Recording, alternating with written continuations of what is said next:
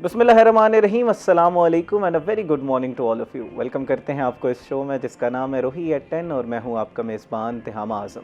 नाज़रीन, उम्मीद करते हैं कि आपके दिन का आगाज़ अच्छा हुआ होगा और आपने अपना वीकेंड भरपूर तरीके से एंजॉय किया होगा, क्योंकि बहुत इंपॉर्टेंट है वीकेंड को एंजॉय करना, लेयर टाइम में अपने साथ स्पेंड करना, अपनी खामियों कोताहियों पर काम करना, वीक पे कॉन्टम्पलेट करना कि कहीं मेरे से कोई गलती तो नहीं होगी और उस गलतियों से सीख कर आगे बढ़ना।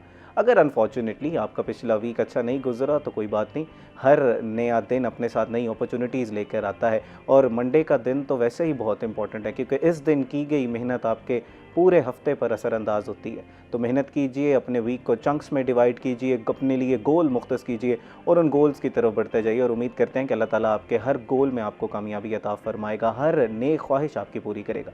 नाज़रीन, आज का प्रोग्राम नहायत ही अहम प्रोग्राम है। आज हमने थोड़ी सी स्पोर्ट्स के ऊपर बात करनी है। पाकिस्तान की टीम को अनाउंस कर दिया गया है, वर्ल्ड कप में शिरकत तो हम करेंगे लेकिन हम भारत के साथ कोई मैच नहीं खेलेंगे।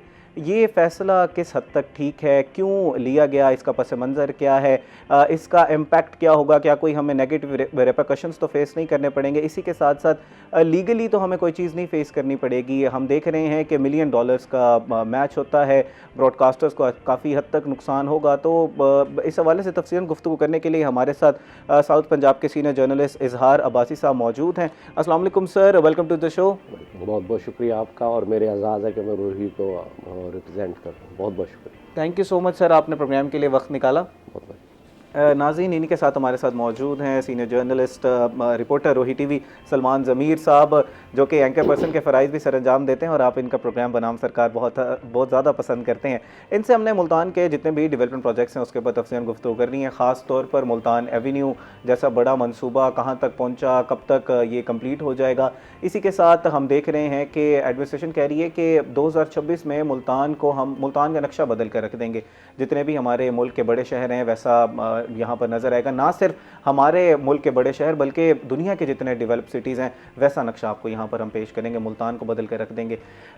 इस हवाले से 13 नई सड़कों के हवाले से बात की जा रही है जिनके ऊपर काम जारी कर दिया गया है। ख़ास तौर पर जो स्टेडियम को रोड जाता है वो रोड्स हैं, मुल्तान विहाड़ी रोड है पड़ा, दीगर इस तरह के दीगर प्रोजेक्ट्स हैं। इस पर तफसील गुफ्तगू करेंगे। सलमान ज़मीर साहब हमारे साथ मौजूद हैं। अस्सलाम वालेकुम Salman, welcome to the show.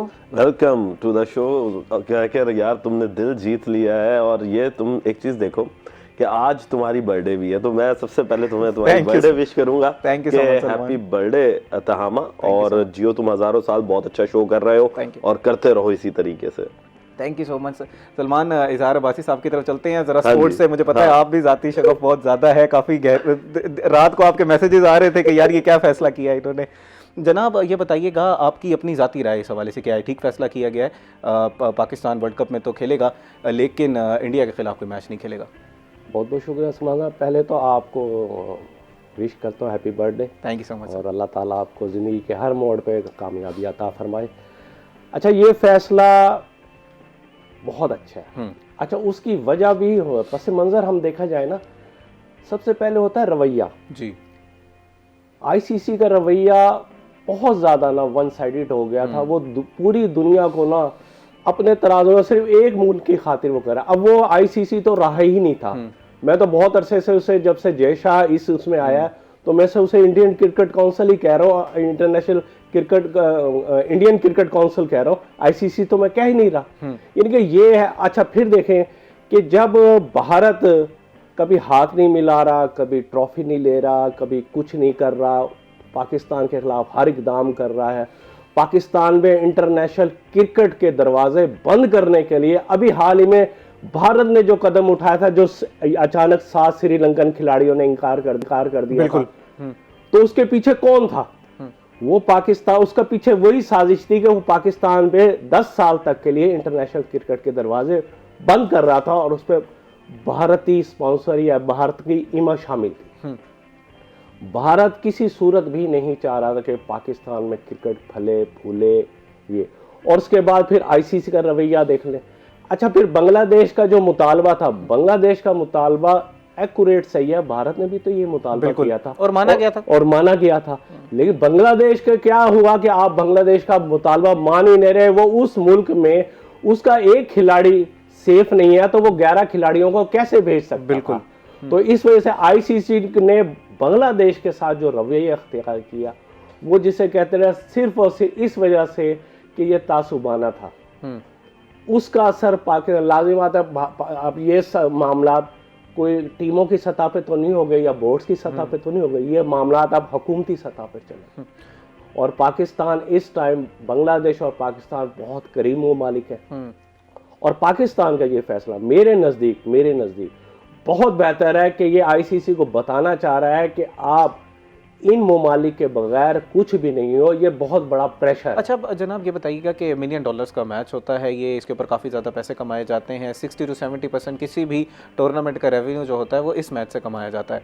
अच्छा, जब ये मैच नहीं होगा तो एक बैकलैश भी आ सकता है। अब कुछ कोई लीगल रेमिफिकेशंस, कोई लीगल हमारे पर रिपरकशंस तो हमें फेस नहीं करने पड़ेंगे इसके? नहीं, हमें देखें, ये ममालिक का इस्तेकाक है किसी के साथ मैच खेले या ना खेले, लेकिन ये है कि आईसीसी को इस मैच से बहुत बड़ा नुकसान हो सकता है।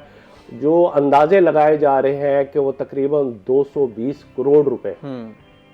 पाकिस्तान को कोई रेवेन्यू के हवाले से नुकसान होगा इस? नहीं, रेवेन्यू के हवाले से लाजमी बात है, नुकसान तो होगा, लेकिन जो आईसीसी को नुकसान होगा वो इस नुकसान से तो कोई वो नहीं है। आईसीसी को नुकसान है उसके बाद है कि उससे इश्तिहारात, रेटिंग और सब की मद में तकरीबन जो पाकिस्तानी रुपए बनते हैं ना, वो तकरीबन 7 अरब रुपए बनते हैं। क्योंकि इस दफा का ब्रॉडकास्टर भी तो इंडिया का अपना ब्रॉडकास्टर है। बिल्कुल बिल्कुल। और वो बड़ी हुकूमत की ईमा है उसमें, हुकूमत बड़ा सपोर्ट करती है उस ब्रॉडकास्टर को। जी बिल्कुल। और दूसरी बात ये है कि यहाँ ये वो मैच होता है कि जिसके 10 सेकंड्स के इश्तिहारात की कीमत 40 से 50 लाख रुपए होती है, 10 सेकंड की।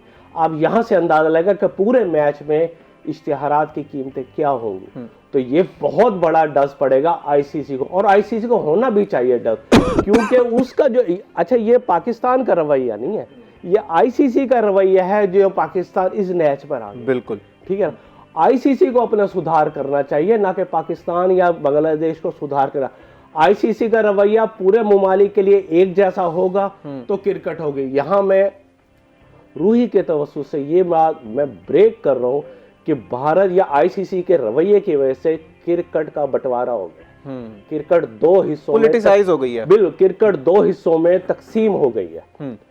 आप ये देखें कि इस खाली ये नहीं है कि T20 वर्ल्ड कप के आने वाले वक्त में क्या होगा, कौन ममालिक साइड पे बैठा होगा, कौन ममालिक साथ दे रहा होगा, कौन अपना होगा, यानी कि ये क्रिकेट का बंटवारा हो गया। अच्छा अब जनाब, सीनियर जो उनके इंडिया में बहरहाल इसके हवाले से हेडलाइंस लगाई गई, रात को हम देख रहे थे कि लाइव तज्जिए लिए जा रहे थे। एक उनके जर्नलिस्ट ने कहा कि पाकिस्तान के रेवेन्यू से निकाल कर आईसीसी अपना जो ब्रॉडकास्टर्स को पैसे देगा। इसमें हद तक किस हद तक सदाकत है, क्या ऐसा किया जाता है या सब्सिडाइज करेगा आईसीसी ब्रॉडकास्टर्स को? नहीं, वो ये होता है कि जो इवेंट में शिरकत करता है ना, उसे आईसीसी देता है। बिल्कुल। लेकिन ये है कि मैच आईसीसी के जो रेवेन्यू का जो ज्यादा दारोमदार होता है ना, वो पाक भारत मैच पर होता बिल्कुल है। दुनिया की नजरें पाक भारत मैच पे होती है, चाहे वो टूर्नामेंट सतह पे हो या कि इनफरादी सतह पे मैच हो, और किसी भी मकाम पर हो। ये भी मैं आपको बताता हूँ, किसी भी, क्योंकि श्रीलंका में ये मैच हो रहा था ना पाकिस्तान भारत का, भारत में तो नहीं हो रहा था, हालांकि मेजबान तो भारत भी है, लेकिन ये मैच श्रीलंका में हो रहा था। उसके बावजूद भी आईसीसी को इस मैच पे जितना मुनाफा होना, आईसीसी मुनाफा कमा सकता था, वो हमारी सोच से भी बढ़कर है। सलमान, आपका भी कमेंट इस हवाले से जाऊंगा, आपकी क्या राय है? इसमें सबसे बड़ा नुकसान वो इंडिया का है। पूछो क्यों? देखो, इंडिया जो है उसका सबसे ज्यादा रेवेन्यू जो है वो क्रिएट होता है इसी, अगर खेलों के अंदर देखा जाए तो क्रिकेट से, और क्रिकेट में सबसे बड़ा रेवेन्यू पैदा करने वाला उसका पाक भारत मैच होता है। बिल्कुल। अब होता यह है कि इन्होंने जितनी टिकट्स ऑनलाइन रखी हुई थी या जो बेचना चाह रहे थे, वो नुकसान होगा, वो लाखों में, क्योंकि हमारे से ज्यादा इंडियंस जो हैं वो आपने देखा होगा कि क्राउड ज्यादा होता है, क्योंकि फिर वैसे भी वो इसे होस्ट कर रहा है तो फिर वहां के लोग ज्यादा होंगे, तो इन्हें ये नुकसान होगा। दूसरा, आप एक चीज ये देखें कि आईसीसी जो है वो अगर जब से जेश आया तब से पाकिस्तान के लिए उसने हमेशा मसाइल पैदा किए। वो ये कहता है कि किसी ना किसी तरीके से पाकिस्तान में क्रिकेट को दोबारा बंद कर दिया जाए। अगर वो पास्ट हिस्ट्री में जो एक टेररिस्ट अटैक हुआ था अनफॉर्चुनेटली, तो उसमें भी अगर मैं अब यही चीज को कहूं कि अगर हो सकता है कि इसमें इंडिया का भी हाथ हो, क्योंकि इंडिया कभी भी नहीं चाहेगा कि पाकिस्तान को स्टेबल तरीके से चलने दें हम। अच्छा, फिर दूसरी चीज ये आती है कि पाकिस्तान ने जो ये फैसला किया, इससे पाकिस्तान को नुकसान कम है, क्योंकि पाकिस्तान के जो ब्रॉडकास्टर्स हैं वो इसे इतना प्रमोट नहीं कर पाते थे जितना इंडिया के करते थे। अगर ऊपर आईसीसी का रात गए एक बयान भी आया, उसमें उन्होंने कहा कि हमें बताया नहीं गया अभी ऑफिशियली, तब उसके बाद हम इसके ऊपर कोई कमेंट कर सकते हैं। और बड़ा मजाक खेज था कि वो कह रहे थे कि स्पिरिट ऑफ द गेम के खिलाफ है, हर किसी ने स्पिरिट ऑफ द गेम ये करें तो स्पिरिट ऑफ द गेम सही है। जो इन्होंने बांग्लादेश के साथ किया वो स्पिरिट ऑफ द गेम था। और अगर हम इन्हें कुछ, वो कहते हैं ना कि आईना दिखाया तो शर्म आ गई, तो बुरा मान गए, ठीक है ना। तो ये अब जब इन्हीं के आईना दिखा रहे हैं ना, तो अब ये बुरा मान रहे हैं। अच्छा, अब होता क्या है कि आप ये देखें कि पाकिस्तान जो है वो, उसमें सबसे बड़ा इसमें किरदार पता किसका? मोहसिन नकवी का। सलमान साहब, इसके ऊपर तफसीलन गुफ्तगू करते हैं और जानने की कोशिश करते हैं कि आगे इसका फ्यूचर इम्पैक्ट क्या होगा नाज़रीन। लेकिन इस वक्त हुआ एक ब्रेक का, हमारे साथ रहिएगा।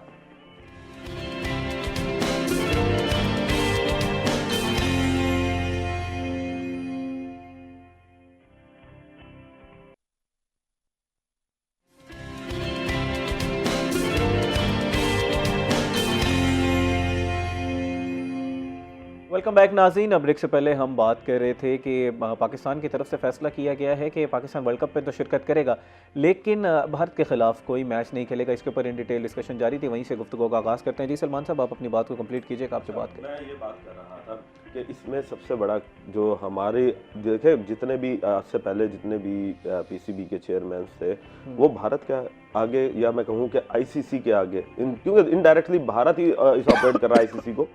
जिस सर ने बताया कि वो इंटरनेशनल क्रिकेट काउंसिल की जगह इंडियन क्रिकेट काउंसिल बन चुका है, तो वो उसके आगे लेट जाते थे। अच्छा जी, ठीक है जी, हम मानते हैं, मगर for the first time Mohsin Naqvi ने स्टांस लिया, आपकी इज्जत बनवाई पूरी दुनिया में, मनवाया कि पाकिस्तान जो है वो किस किस्म का मुल्क है, और वो ना सिर्फ जंग में बल्कि खेल के मैदान में भी आपको पछाड़ सकता है। ठीक। और पॉलिटिकल अगर आप इसे लेके चलेंगे तो फिर हम इसे पॉलिटिकल तरीके से भी लेंगे। जनाब इजहार साहब, मैं आपसे जानना चाहूँगा कि लीगली हमारे पास क्या जवाज़ है? अगर वो कोर्ट में चले जाते हैं तो उस वक्त हमारे पास कोई ग्राउंड है स्टैंड का? लीगल किस सतह पे? देखिए, मामलात अगर बोर्ड्स के दरमियान होते हैं ना, तो कुछ और मामला है जी। ये मामला हुकूमती सतह पे चले जाते हैं। ठीक है। देखिए, ये पहली दफ़ा नहीं हो रहा कोई अपना 1996 का वर्ल्ड कप श्रीलंका में हुआ था, तो ऑस्ट्रेलिया वेस्ट इंडीज है, वहाँ के हालात की वजह से खेलने से इनकार कर दिया था। ठीक है। 2 पॉइंट्स मिले थे। ये माजी में भी होता रहा है, कोई ये पहली बार नहीं हो रहा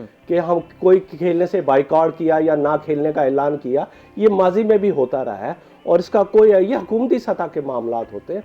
आईसीसी है, आईसीसी को दबाव, प्रेशर बढ़ जाएगा कि ऐसे मामलात अगर टेबल पे आ जाएं तो उन्हें हल किए जाते हैं, ना कि उन्हें मसाइल को बढ़ावा दिया जाता है। यूनाइटेड डिसीजन लिए जाते हैं और एक पार्टी के हक में वाज़े नज़र आ रहा होता है कि आप हक में फैसले दिए जा रहे हैं। इस हवाले से मज़ीद भी गुफ्तगू करते हैं, लेकिन एक कॉलर हमारे साथ लाइन पर मौजूद है, उनका सवाल ले लेते हैं। अस्सलाम वालेकुम जी, अपना नाम बताइएगा और सवाल कीजिएगा। वालेकुम सलाम जी, मैं सुहेल बात कर रहा हूँ मुल्तान से। जी सुहेल साहब, सवाल कीजिएगा। जी, मेरा सवाल ये है कि अगर पाकिस्तान इंडिया से खेल के इंडिया को हरा देता तो ये ज्यादा अच्छा ना होता? ठीक है। पिछले एशिया कप में इंडिया से 3 मरतबा लगातार हारे, तो उसका थोड़ा सा ये बदला हो जाता।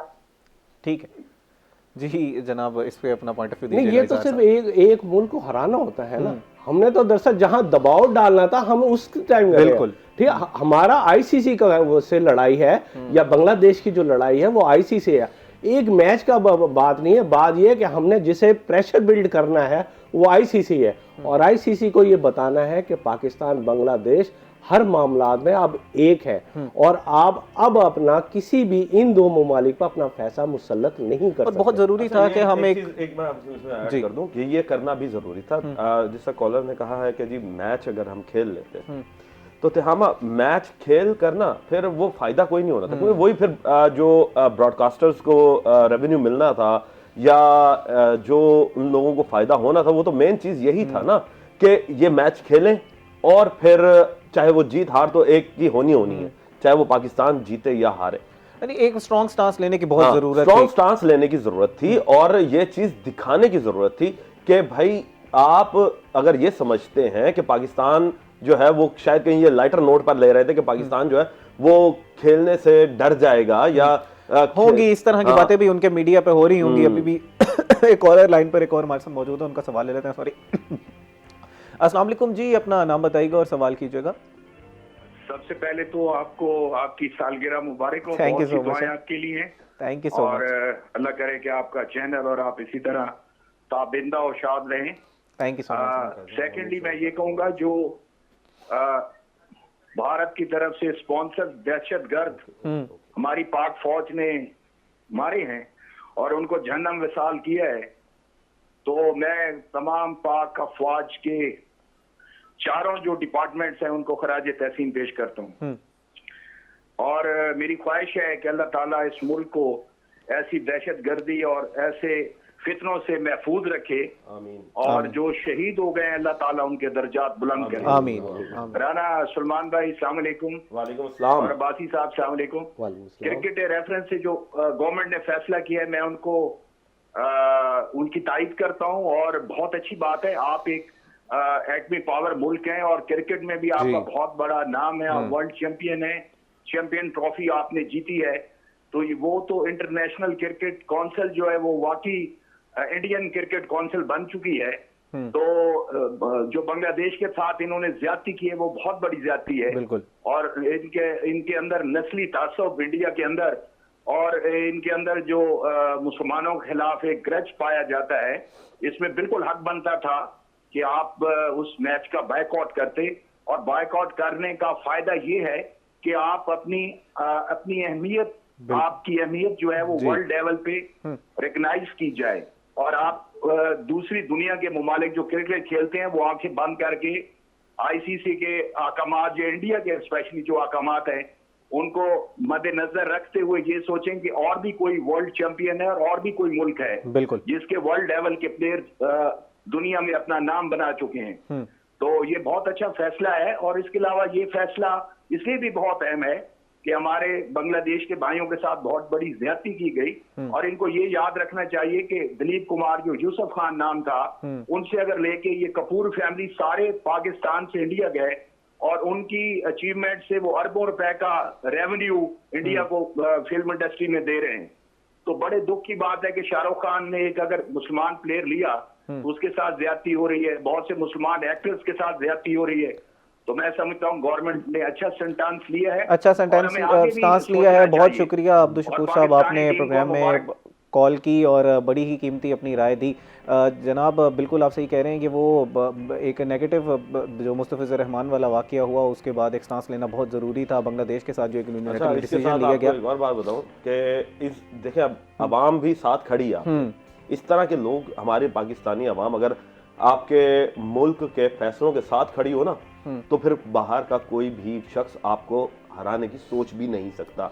और ये सबसे बड़ी जीत है हमारी। बिल्कुल पाकिस्तान इंडिया के मैच से सबसे बड़ी जीत ये है कि आपकी कौम जो है वो आपके साथ खड़ी। और फिर आपने देखा होगा कि बांग्लादेश की जब 14 साल बाद फ्लाइट डायरेक्ट यहां पर आई और उसे जिस तरीके से इस्तकबाल किया गया, मैं वहां पर देख रहा था सोशल मीडिया पे कि उसके इस्तकबाल के लिए हम आपस में भाइयों में मोहब्बत देखें, क्योंकि एक वक्त वो तो हमारा साथ था ना। एक वक्त था कि जब वो भी एक ही पाकिस्तानी था।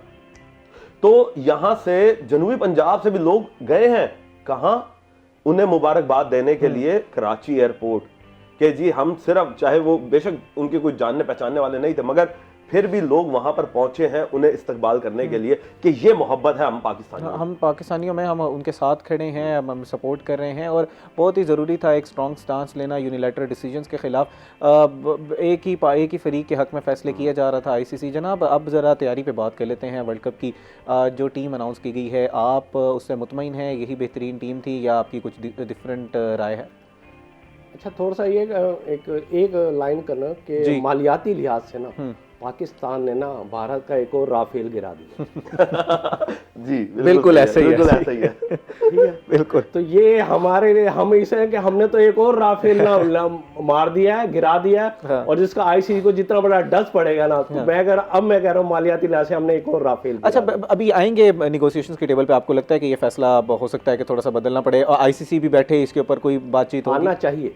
देखिए बांग्लादेश के साथ ज्यादती हुई, बिल्कुल ठीक है ना, ये उस मुल्क का, उस बोर्ड का इस्तेहकाक है कि आप किसी मुल्क में जाकर इजी महसूस कर रहे हैं या नहीं कर रहे हैं। तो लाजिम आता उन्होंने इस्तेहकाक के मुताबिक ही रिक्वेस्ट की थी ना कि हम श्रीलंका में और खेलना इंडिया भी तो बायलैटरल सीरीज हमारे साथ कब से नहीं खेल रहा, 17-18 साल हो गए गालिबन। बिल्कुल ऐसे ही है, ठीक है ना। पाक भारत लास्ट टाइम ना क्रिकेट दोस्ती सीरीज 2007 तक चली थी, 2003 से लेकर 2007 तक। उसके बाद ये अब आप यहाँ से इतना बड़ा जुल्म देखिए कि विराट कोहली और रोहित शर्मा जैसा बड़ा खिलाड़ी अब जब रिटायरमेंट की तरफ वो जा रहे हैं नजदीक, वो पाकिस्तान की सरजमीन पर एक मैच भी नहीं खेल सके। ये इतना बड़ा जुल्म है। और पाकिस्तान वो कंट्री है जिसने वर्ल्ड कप जीता हुआ है, चैंपियन ट्रॉफी जीता हुआ है, इतनी बड़ी क्रिकेटिंग नेशन है। इस हवाले से तफसील बात करते हैं। सर एक और कॉलर हमारे साथ लाइन पर मौजूद है, उनसे भी बात कर लेते हैं। अस्सलाम वालेकुम जी, अपना नाम बताइएगा और सवाल कीजिएगा। सर सलमान बहुत है और आपका सेगमेंट बहुत ही अच्छा और बहुत अच्छे से वेट कर रहा था कोई सेगमेंट आए और हम अपने दिल का इजहार करें। हम जी जनाब, इजहार कीजिएगा, सवाल कीजिएगा। सर मैं पाकिस्तान की टीम के हवाले से और वर्ल्ड कप की जो तैयारी है उसके हवाले से बात कर रहा हूँ। आप खुद सुनना और आप खुद देखना और आप खुद कहना की बात सही है कि नहीं। देखो पिछले T20 वर्ल्ड कप में हमारी टीम का क्या हाल था सर, तभी मैं आपसे ये बात करना चाहता हूँ। वही सेम टीम इस टूर्नामेंट में खिला रहे हैं। हारिस रऊफ की आपने परफॉर्मेंस देखी, वो घूम फिर के फिर वो टीम में शामिल है। सर ये पाकिस्तान की टीम के साथ जाती है कि नहीं, 24 करोड़ आवाम के साथ जाती है कि नहीं। देखिए मेरे पास star hero player Haider Ali star hero player, अच्छा देखने में क्या वो star hero player. Asif Ali आपने देखा होगा वर्ल्ड कप में अफगानिस्तान के खिलाफ उसने कितने छक्के लगाए थे। सर स्टार हीरो प्लेयर कहाँ गया हो गए हैं। ठीक है, देखिए स्टार हीरो प्लेयर कहते किसे हैं, मैं आपको बता रहा हूँ, मेरी बात सुनना। स्टार हीरो प्लेयर कहते किसे हैं? स्टार हीरो प्लेयर वो होता है जिसमें कमी कोई ना हो। हमने 20-24 करोड़ आवाम में से स्टार हीरो प्लेयर कहना होता है। स्टार हीरो प्लेयर की हाइट सही होनी चाहिए, वो खूबसूरत होना चाहिए, वो प्लेयर होना चाहिए। हमारी टीम का हाल देख लो सर। मैं ठीक है नाज़रीन, बड़े ही इमोशंस आए हैं उनके इस हवाले से और वो राय रखते हैं कि अगर कुछ प्लेयर्स को ऐड करना चाहिए था। कॉल उनकी ड्रॉप हो गई है, लेकिन जिस्ट ऑफ उनकी जो गुफ्तगू थी वो हमें समझ आ गई है। जनाब इसी की तरफ चलते हैं। अब तैयारियों के हवाले से आपकी क्या राय है, क्या कुछ प्लेयर्स को और ऐड करना चाहिए था या जो टीम अनाउंस की गई है आप उससे सेटिस्फाइड हैं? नहीं, टीम अब अनाउंस तो सही हुई है। ये इन्होंने अपने अपने डिपार्टमेंट यानी डोमेस्टिक क्रिकेट में भी अच्छी कारकर्दगी दिखाई है और वो जो बैरून-मुमाली लीग्स हुई हैं उन पे भी इन खिलाड़ियों ने बहुत अच्छी अपना। यहाँ मैं एक ख़ास जिक्र करूँगा, पाकिस्तान ने एक ऐसे खिलाड़ी को शामिल किया गया है जो बहुत अरसे से कहा जा रहा था कि इसे शामिल करो, ये स्पिन डिपार्टमेंट को मज़ीद मजबूत कर देगा। वो उस्मान तारिक जी, उस्मान तारिक जैसा बॉलर जैसा वो कोयटा ग्लैडिएटर की तरफ से खेलते थे, काफी और परफॉर्मेंसेस है उनकी परफॉर्मेंस है। उन्होंने इंटरनेशनल लीग में उनकी जो परफॉर्मेंस है वो 10 लीग में खेले हैं, T20 लीग्स भी खेले हुए हैं बाहर के ममालिक में। उनकी सबसे अच्छी कारकर्दगी है और उनके बॉलिंग एक्शन पे भी इतराज हुआ था जी। अभी ये ऑस्ट्रेलिया के मैच में भी किया गया उसके ऊपर, उनके बॉलिंग एक्शन पे। लेकिन ये मैं आपको बता दूं कि उनके आईसीसी से जो बॉलिंग एक्शन है वो इतराज दूर हो गया है और तब वो इंटरनेशनल में और वो अपने। सर इस पे तफसीलन बात करते हैं और तैयारियों का जरा जायजा लेते हैं कि क्या इस वक्त पाकिस्तान की तैयारियों से आप सेटिस्फाइड हैं या इससे बेहतर टीम बनाई जा सकती थी। नाज़रीन इस वक्त हुआ एक ब्रेक का, हमारे साथ रहिएगा।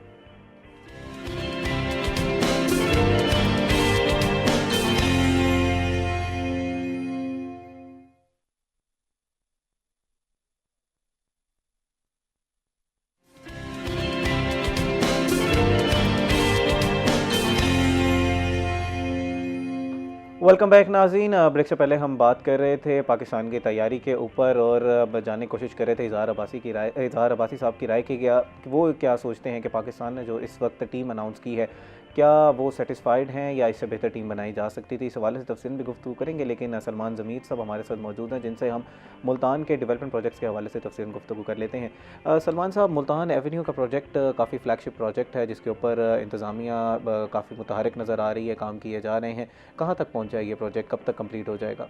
ये देखें जी, एक अच्छा प्रोजेक्ट शुरू किया गया था इंतज़ामिया की तरफ से, मगर इसके साथ साथ मैं आपको ये भी बता दूं कि ये खाली एक प्रोजेक्ट नहीं है। मुल्तान के और भी दीगर जो शाहराहें हैं उनके ऊपर भी प्रोजेक्ट्स जो हैं वो चल रहे हैं, जिसमें मुल्तान एवेन्यू के साथ साथ ईदगाह से रशीदाबाद तक रोड जो है वो खुला किया जा रहा है। बड़े अरसे बाद इस रोड पे काम किया जा रहा है जी। ये अभी सिर्फ इसके लिए 1 बिलियन रुपीस जो है वो मुख्तस कर दिए गए, मगर अब ये देखना है कि ये कब एलोकेट करते हैं, क्योंकि जब तक आप इनसे लोगों से, प्राइवेट लोगों की जगहें हैं वहाँ से उनसे जब तक आप परचेज नहीं करेंगे तो तब तक आप रोड नहीं बना सकते। और हमने देखा है कि ईदगाह रोड तक जो है वो रोड बना हुआ है। ईदगाह से अगर आप आगे टूवर्ड्स रशीदाबाद जाते हैं तो रोड जो है वो फिर कंजस्टेड हो जाता है। अब इस हवाले से तफसील बात करते हैं। कॉलर हमारे साथ लाइन पर मौजूद हैं, उनका सवाल ले लेते हैं।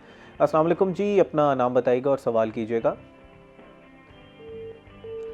गालिबन कॉल जो है वो ड्रॉप हो चुकी है। जी सलमान, आप बता रहे थे इसके साथ अब एक और प्रोजेक्ट आ रहा है, वो है बोसन रोड की एक्सटेंशन का, और ये गालिबन जो मेरी नाकिस सोच है वो ये है कि ये BZU से आगे जो सिटी हाउसिंग तक जा रही है, ठीक है, ये वहाँ तक इसे एक्सटेंड करने का सोच रहे हैं, क्योंकि पीछे से तो अच्छा खासा आपको पता है कि बोसन रोड BZU तक जो है यूनिवर्सिटी तक एक अच्छा खासा खुला हो चुका है, और उसके आगे जो है वो फिर कंजस्टेड हो जाता है। और फिर अब जिस तरीके से फ्लो बढ़ चुका है वहाँ पर ट्रैफिक का, कि कुछ प्राइवेट कॉलोनियाँ ऐसी बन चुकी हैं जहाँ पर अच्छी खासी रिहाइश लोगों की अब हो चुकी है, तो उस वजह से अब उसे भी जो है वो खोला जाएगा। अच्छा, स्ट्रीट लाइट्स के हवाले से ज़रा आगाह कीजिएगा। बड़ा मसला था मुल्तान का, कि मुल्तान को कहा जाता था कि ये अंधेरों में डूबा हुआ शहर है, इधर स्ट्रीट लाइट्स लगाई हुई तो हैं लेकिन वो इस वक्त नाकिस हैं, अपनी कहीं पर मौजूद हैं, कहीं पर तो बिल्कुल मौजूद, सिरे से मौजूद ही नहीं मैं है। आपको बताता हूँ ना, ये भी मेरे साथ एक अभी रिसेंटली ही मैंने देखा है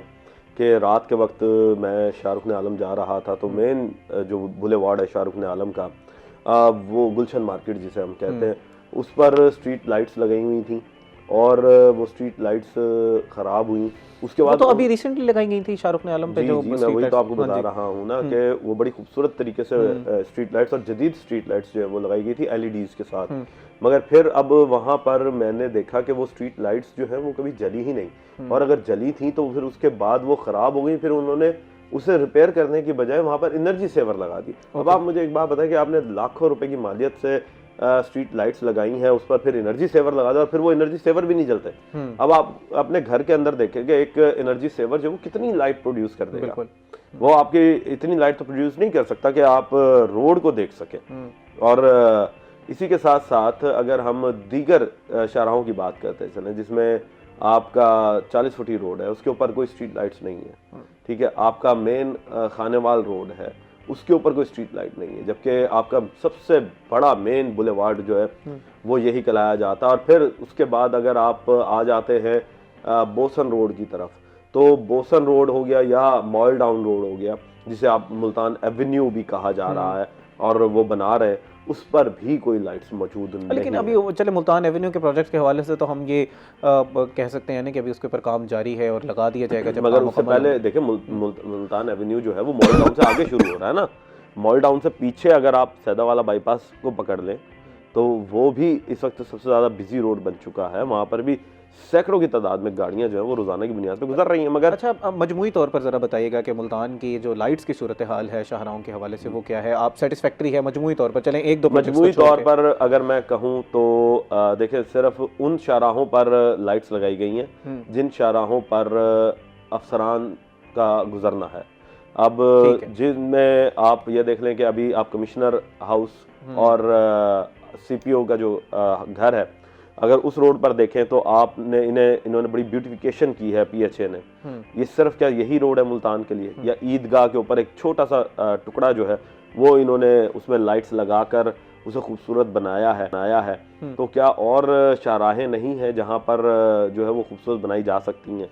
सवाल ये पैदा होता है कि लोग जो हैं, हमारी इंतज़ामिया वो काम तो कर रही है, मगर वो सिर्फ उसका जो नीचे अमला है वो सिर्फ खाना पूरी कर रहा है, ठीक है, दिखाते कुछ है बताते कुछ है। यानी कि अब एक छोटी सी शाहराह को खूबसूरत बनाकर पूरे मुल्तान को ऐसे शो किया जाता है कि जैसे हमने पूरा मुल्तान जो है वो जगमग कर दिया, ठीक है, जबकि मुल्तान के कई ऐसी मेन शाहराहें हैं जहाँ पर अभी भी काम किया जा सकता है, जहाँ पर काम होना है, मगर उस तरफ अभी भी कोई तवज्जो वो नहीं जो 13 सड़कों की अभी पहले भी हम थोड़ी देर पहले आप ही जिक्र कर रहे थे कि मुख्तस किया गया है फंड के, उसके ऊपर काम किया जाएगा, उनके अंदर ब्यूटिफिकेशन और असर नौ की तामीर की बात की जा रही है, वो ठीक है?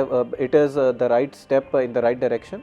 देखिए जी, डायरेक्शन तो बहुत अच्छी है, कहते हैं ना कि एक लिखने के अंदर बहुत अच्छी चीज़ ऑन पेपर ठीक है, ऑन पेपर बहुत अच्छी लगती है, मगर ऑन ग्राउंड रियलिटी जब वो आएगा तब पता चलेगा ना कि क्या निकल के सामने आता है। क्योंकि कहा तो बहुत कुछ जाता है। अब जिस तरीके से मुल्तान एवेन्यू बना रहे हैं, मुल्तान एवेन्यू बन तो जाएगा अच्छा, मगर इसके साथ साथ जो एक लिंक रोड ये दोबारा बनाएंगे, वहाँ पर ये आपने देखा होगा कि अभी भी आपका बोसन रोड जो है, या आप अजीज होटल चौक से आगे चले जाएं, वहां पर भी एक लिंक रोड बनाया गया था, ये एक मॉडल रोड बनाए गए थे, मगर उनके जितने भी जो स्लिप वेज थे वो छोड़ दिए गए।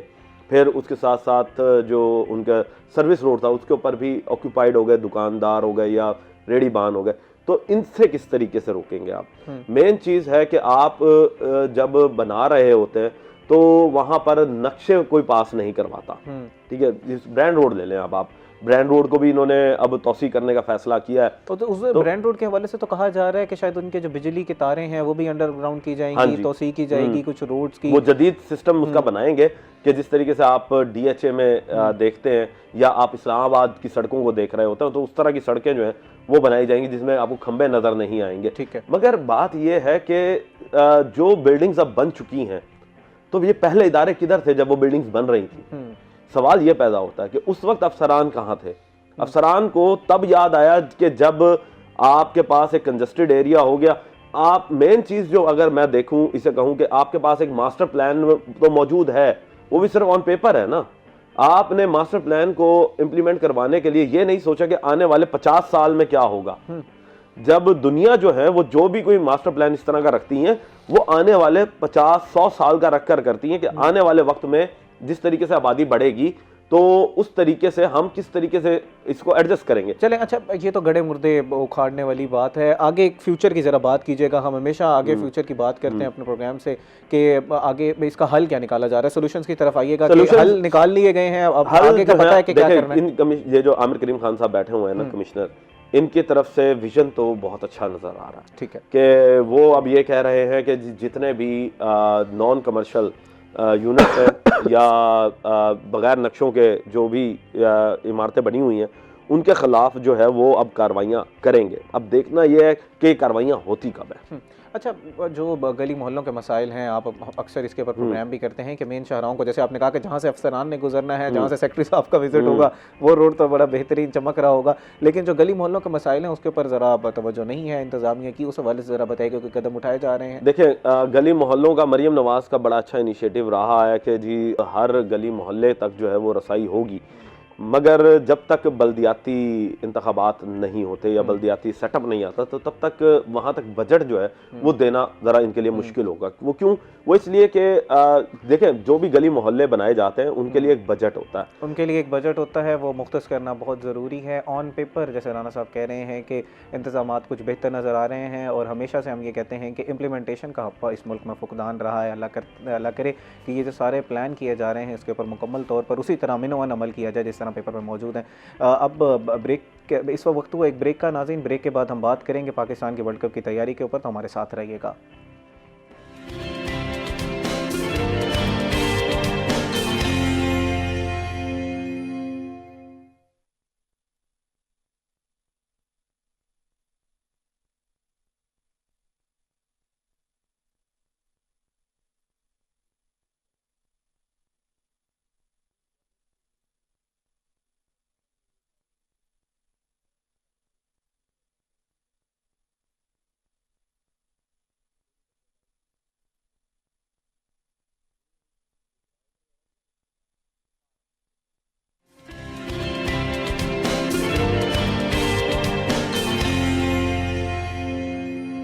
वेलकम बैक नाज़रीन। ब्रेक से पहले हम मुल्तान के डेवलपमेंट के ऊपर तफसीलन गुफ्तगू कर रहे थे। अब ज़रा पाकिस्तान की तैयारी के ऊपर बात कर लेते हैं। पाकिस्तान वर्ल्ड कप में शिरकत करने जा रहा है, टीम भी अनाउंस कर दी गई है।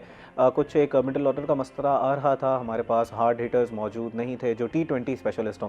वो ज़रा इजहार अब्बासी साहब से जान लेते हैं, और फास्ट बॉलिंग के हवाले से कहा जा रहा है कि इस वक्त वो तैयार नहीं है। तो क्या ये मिथ्स हैं या ऐसा ही है कि स्पिन बॉलिंग अटैक तो हमारा अच्छा नज़र आ रहा है लेकिन फास्ट बॉलर्स को उस तरह की तैयारी नज़र नहीं आ रही? जी जनाब, पहले फास्ट बॉलर्स का बताइएगा कि पाकिस्तान तो बड़ा मशहूर रहा है हमेशा से कि इनका बॉलिंग अटैक बहुत मजबूत होता है। ये बॉलिंग अटैक मजबूत है, और आखिरी जो तैयारियां T20 का जो आखिरी ऑस्ट्रेलिया के खिलाफ मैच था जी, जिसमें हमने क्लीन स्वीप किया है, उसमें अपना फास्ट बॉलर्स की कारकर्दगी अच्छी रही है, ठीक है, यानी उन्होंने अपने आप को बिल्ड किया है, अपग्रेड किया है। लेकिन यहाँ जो पाकिस्तान का सबसे कमजोर तरीन शोबा था वो फील्डिंग था। हाँ जी, पाकिस्तान ने इसमें दिखाया है, बिल्कुल बाकी फील्डिंग शोबे में बहुत अच्छी कारकर्दगी दिखाई है, और हमें जिसे कहते हैं मतलब 100% उम्मीद थी कि पाकिस्तान वर्ल्ड कप जीत रहा है, अब हमें 200% उम्मीद हो गई है कि इस जो हमारा शोबा कामयाब रहा नाकाम रहा है, हमने उस पर बेहतरी की तरफ लाया। अच्छा, फिर हमने एक पावर प्ले जो था ना, उसमें पावर प्ले में हमारी जो हिटिंग थी ना वो बहुत कम होती थी। हमारे इब्तिदाई जो 6 ओवर थे पावर प्ले के, उसमें हम 30 से 40, लेकिन इस बार हमारा रेशो 60 से 73, 75 तक की। अच्छा सर, ये जो हमारी टीम अनाउंस की गई है इसमें ओपनर्स का काफ़ी ज़्यादा ओपनर्स हैं। अब आपको क्या लगता है कि इन 2 ओपनर्स को उतारा जाएगा? साहबजादा फरहान और साइम के साथ जाएंगे, या फ़खर आएगा और साथ उनके साइम अयूब होंगे? वो कॉम्बिनेशन ज़रा आपके नज़दीक आपको क्या लग रहा है जिसको उतारेंगे? नहीं, 2 सिलसिला चलता है रहा है ना, चल रहा है, वो हमें बड़े इवेंट से पहले ही तजर्बे कर लेने चाहिए थे, वो हो गए। ठीक है, अब लाजमी बात, हम बड़े इवेंट की तरफ जा रहे हैं तो जो हमने तजर्बे कर लिए ना वही करने हैं। ओपनर जो है वो साइम अयूब और साहबजादा फरहानी है, और दोनों ही आपको पावर प्ले के बहुत बड़े प्लेयर हैं। फखर को हमने नीचे इस वजह से लाएंगे, फखर की नीचे जरूरत थी। आपको मिडल ऑर्डर की अगर कमी भी पूरी करता है वो फखर जमान कर सकता है। ठीक है, तो इस वजह से है कि जो आपके इब्तदाई जो खिलाड़ी हैं जो रहे, अच्छा फिर आपने कहा आपने 1 डाउन पोजीशन पे आपने चेंज कर दिया। सलमान आगा को अच्छी निक में नजर आ रहे हैं, उनका बैट चल रहा है, उनका बैट रन उगल रहा है, चल नहीं रहा, उगल रहा है, रन अच्छे फॉर्म में नजर आ रहे हैं। ठीक है ना, तो ये एक बहुत अच्छी है कि अगर तजर्बा भी। कॉलर को ले लेते हैं, उनका सवाल है पड़ा। अस्सलाम वालेकुम जी, अपना नाम बताइएगा और सवाल कीजिएगा। तामा भाई, मैं दोबारा क्रिकेट के हवाले से बात करना चाहूंगा। जी जनाब। मोहम्मद शकूर खान बात कर रहा हूँ। जी जनाब। ये जो भाई बात कर रहे हैं क्रिकेट के हवाले से, देखिए आपके पास जो बॉलिंग अटैक में फास्ट बॉलर्स हैं, उसमें आपके पास शाहीन शाह है, मोहम्मद नसीम है जी, और इसके अलावा आप देखते ऐसे बॉलर्स जिनको इनको ट्रेनिंग ये नहीं देनी चाहिए, काफी फास्ट बॉलिंग में स्पीड, आप स्विंग पे तवज्जो दें। ठीक है, शहजाद और मुदस्सिर नजर हमारे जो बॉलर थे उनको गोल्डन आर्म का खिताब दिया गया था। वो क्या था? उनकी स्विंग थी। वकार यूनुस, वसीम अकरम, इमरान खान, ये वो बॉलर थे जो अपनी स्विंग की वजह से दूसरी टीमों की बैटिंग को नेस्तो नाबूद करते थे। बिल्कुल, हमने कभी ऐसे जो हमारे फास्ट बॉलर्स हैं, हमारे कोच हैं, बॉलिंग कोच हैं, आप देखिए ना, शाहीन शाह की स्पीड भी है, फास्ट बॉलर है, यंग है, एनर्जेटिक है, लेकिन उसकी स्विंग नहीं है। स्विंग है तो लाइन लेंथ नहीं है। आप स्विंग, इन स्विंग और आउट स्विंग जो है, रिवर्स स्विंग, ये चीज अगर आप सिखा दें इन्हीं फास्ट बॉलर्स को तो आप बहुत से मैचेस जीत सकते हैं। बहुत ही इंपॉर्टेंट आपने पॉइंट उठाया है, खास तौर पर शाहीन शाह अफरीदी के हवाले से कि वो जो लेफ्ट आर्म उनकी जो स्विंग होती थी इनवर्ड, जो ओपनर के खिलाफ उनका एक काफ़ी अच्छा अटैक होता था, उसके ऊपर तफसीलन बात कर रहे थे, लेकिन क्योंकि इस हवाले से जितनी तफसीलन बात की जाए उतना कम है। स्पोर्ट्स के हवाले से इज़हार अब्बासी साहब को हमेशा मदऊ करते रहेंगे। जनाब, शाहीन शाह अफरीदी के हवाले से बता दीजिएगा, दोबारा आपको फॉर्म में नजर आ रहे हैं? वो जो इन स्विंगिंग यॉर्कर होता था उनका। Shaheen Shah Afridi big bash league खेले थे, उन्हें थोड़ा सा इंजरी का प्रॉब्लम हुआ था, उन्होंने अपनी इंजरी को रिकवर किया। रिकवर करने में थोड़ा सा टाइम लगा, लेकिन आपने उन्हें आखिरी T20 मैच में देख लिया, उन्होंने बहुत अच्छी बॉलिंग की है, 2 विकेटें लिए, 2 विकेटों के साथ रन देने का जो रेशियो है वो भी बहुत कम रहा है, और उन्होंने डॉट बॉल अच्छी यानी कराई है। तो इस वजह से शाहीन शाह अफरीदी इंजरी के बाद उनका कम बैक बहुत अच्छा रहा है, और आने वाले वक्तों में वो भी इंशाल्लाह, और वो तो वैसे ही मशहूर है अपने पहले ओवर में विकेट लेने के लिए। अगर उन्होंने पहले ओवर में विकेट ले ली, पाकिस्तान के चांसेस वैसे ही बढ़ जाते हैं। अच्छा, नसीम शाह के बारे में आप क्या कहेंगे? उनका स्विंग तो हो रहा है बॉल, लेकिन विकेट टेकिंग का थोड़े से कम नजर आ रहे हैं, उनके विकेट थोड़ी कम नजर आ रही हैं। नहीं, नसीम शाह में आपको तो माजी में ना, नसीम शाह पे जो इंजरी हुई थी ना, उनमें उनका बॉलिंग रिदम थोड़ा सा चेंज हो गया था। वो पहले फ्रंट पे आके बॉल करते थे, अब उनका बाजू जो है वो पीछे की जानिब ज्यादा हो रहा है, ठीक है ना, तो इस वजह से उन्हें थोड़ा सा प्रॉब्लम हुआ। लेकिन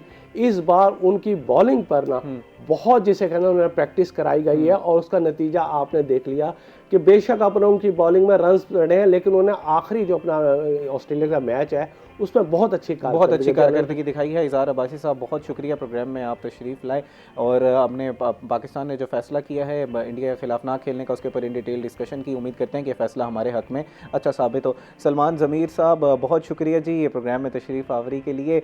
जनाब, आपकी कुछ स्टोरीज़ हम रह गई हैं, उसके लिए हम माज़रत खाएँ, लेकिन इंशाल्लाह आपको दोबारा मदऊ करेंगे प्रोग्राम में और इन डिटेल डिस्कशन करेंगे। नाज़रीन, उम्मीद करते हैं कि प्रोग्राम का पहला हिस्सा आपको पसंद आया होगा। ब्रेक के बाद हमारे साथ कुछ मज़ीद गेस्ट होंगे, कुछ नए टॉपिक्स होंगे। तब तक अपने मेज़बान का इंतज़ार कीजिएगा और हमारे साथ रहिएगा।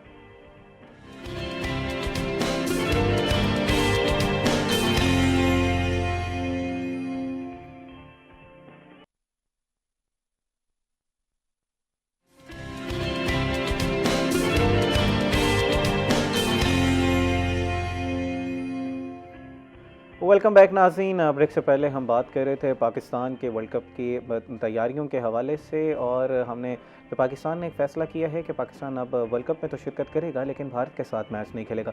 इसके ऊपर इन डिटेल डिस्कशन की। इसी के साथ साथ मुल्तान के जितने भी डेवलपमेंट प्रोजेक्ट्स लॉन्च किए जा रहे हैं, ख़ास तौर पर वो प्रोजेक्ट्स जिनका ताल्लुक गली मोहल्लों से है, उनकी क्या डिटेल्स हैं, कब तक उनके ऊपर काम मुकम्मल कर लिया जाएगा, इस पर तफसील में हमने बात की। उम्मीद करते हैं कि प्रोग्राम का पहला हिस्सा आपको पसंद आया होगा।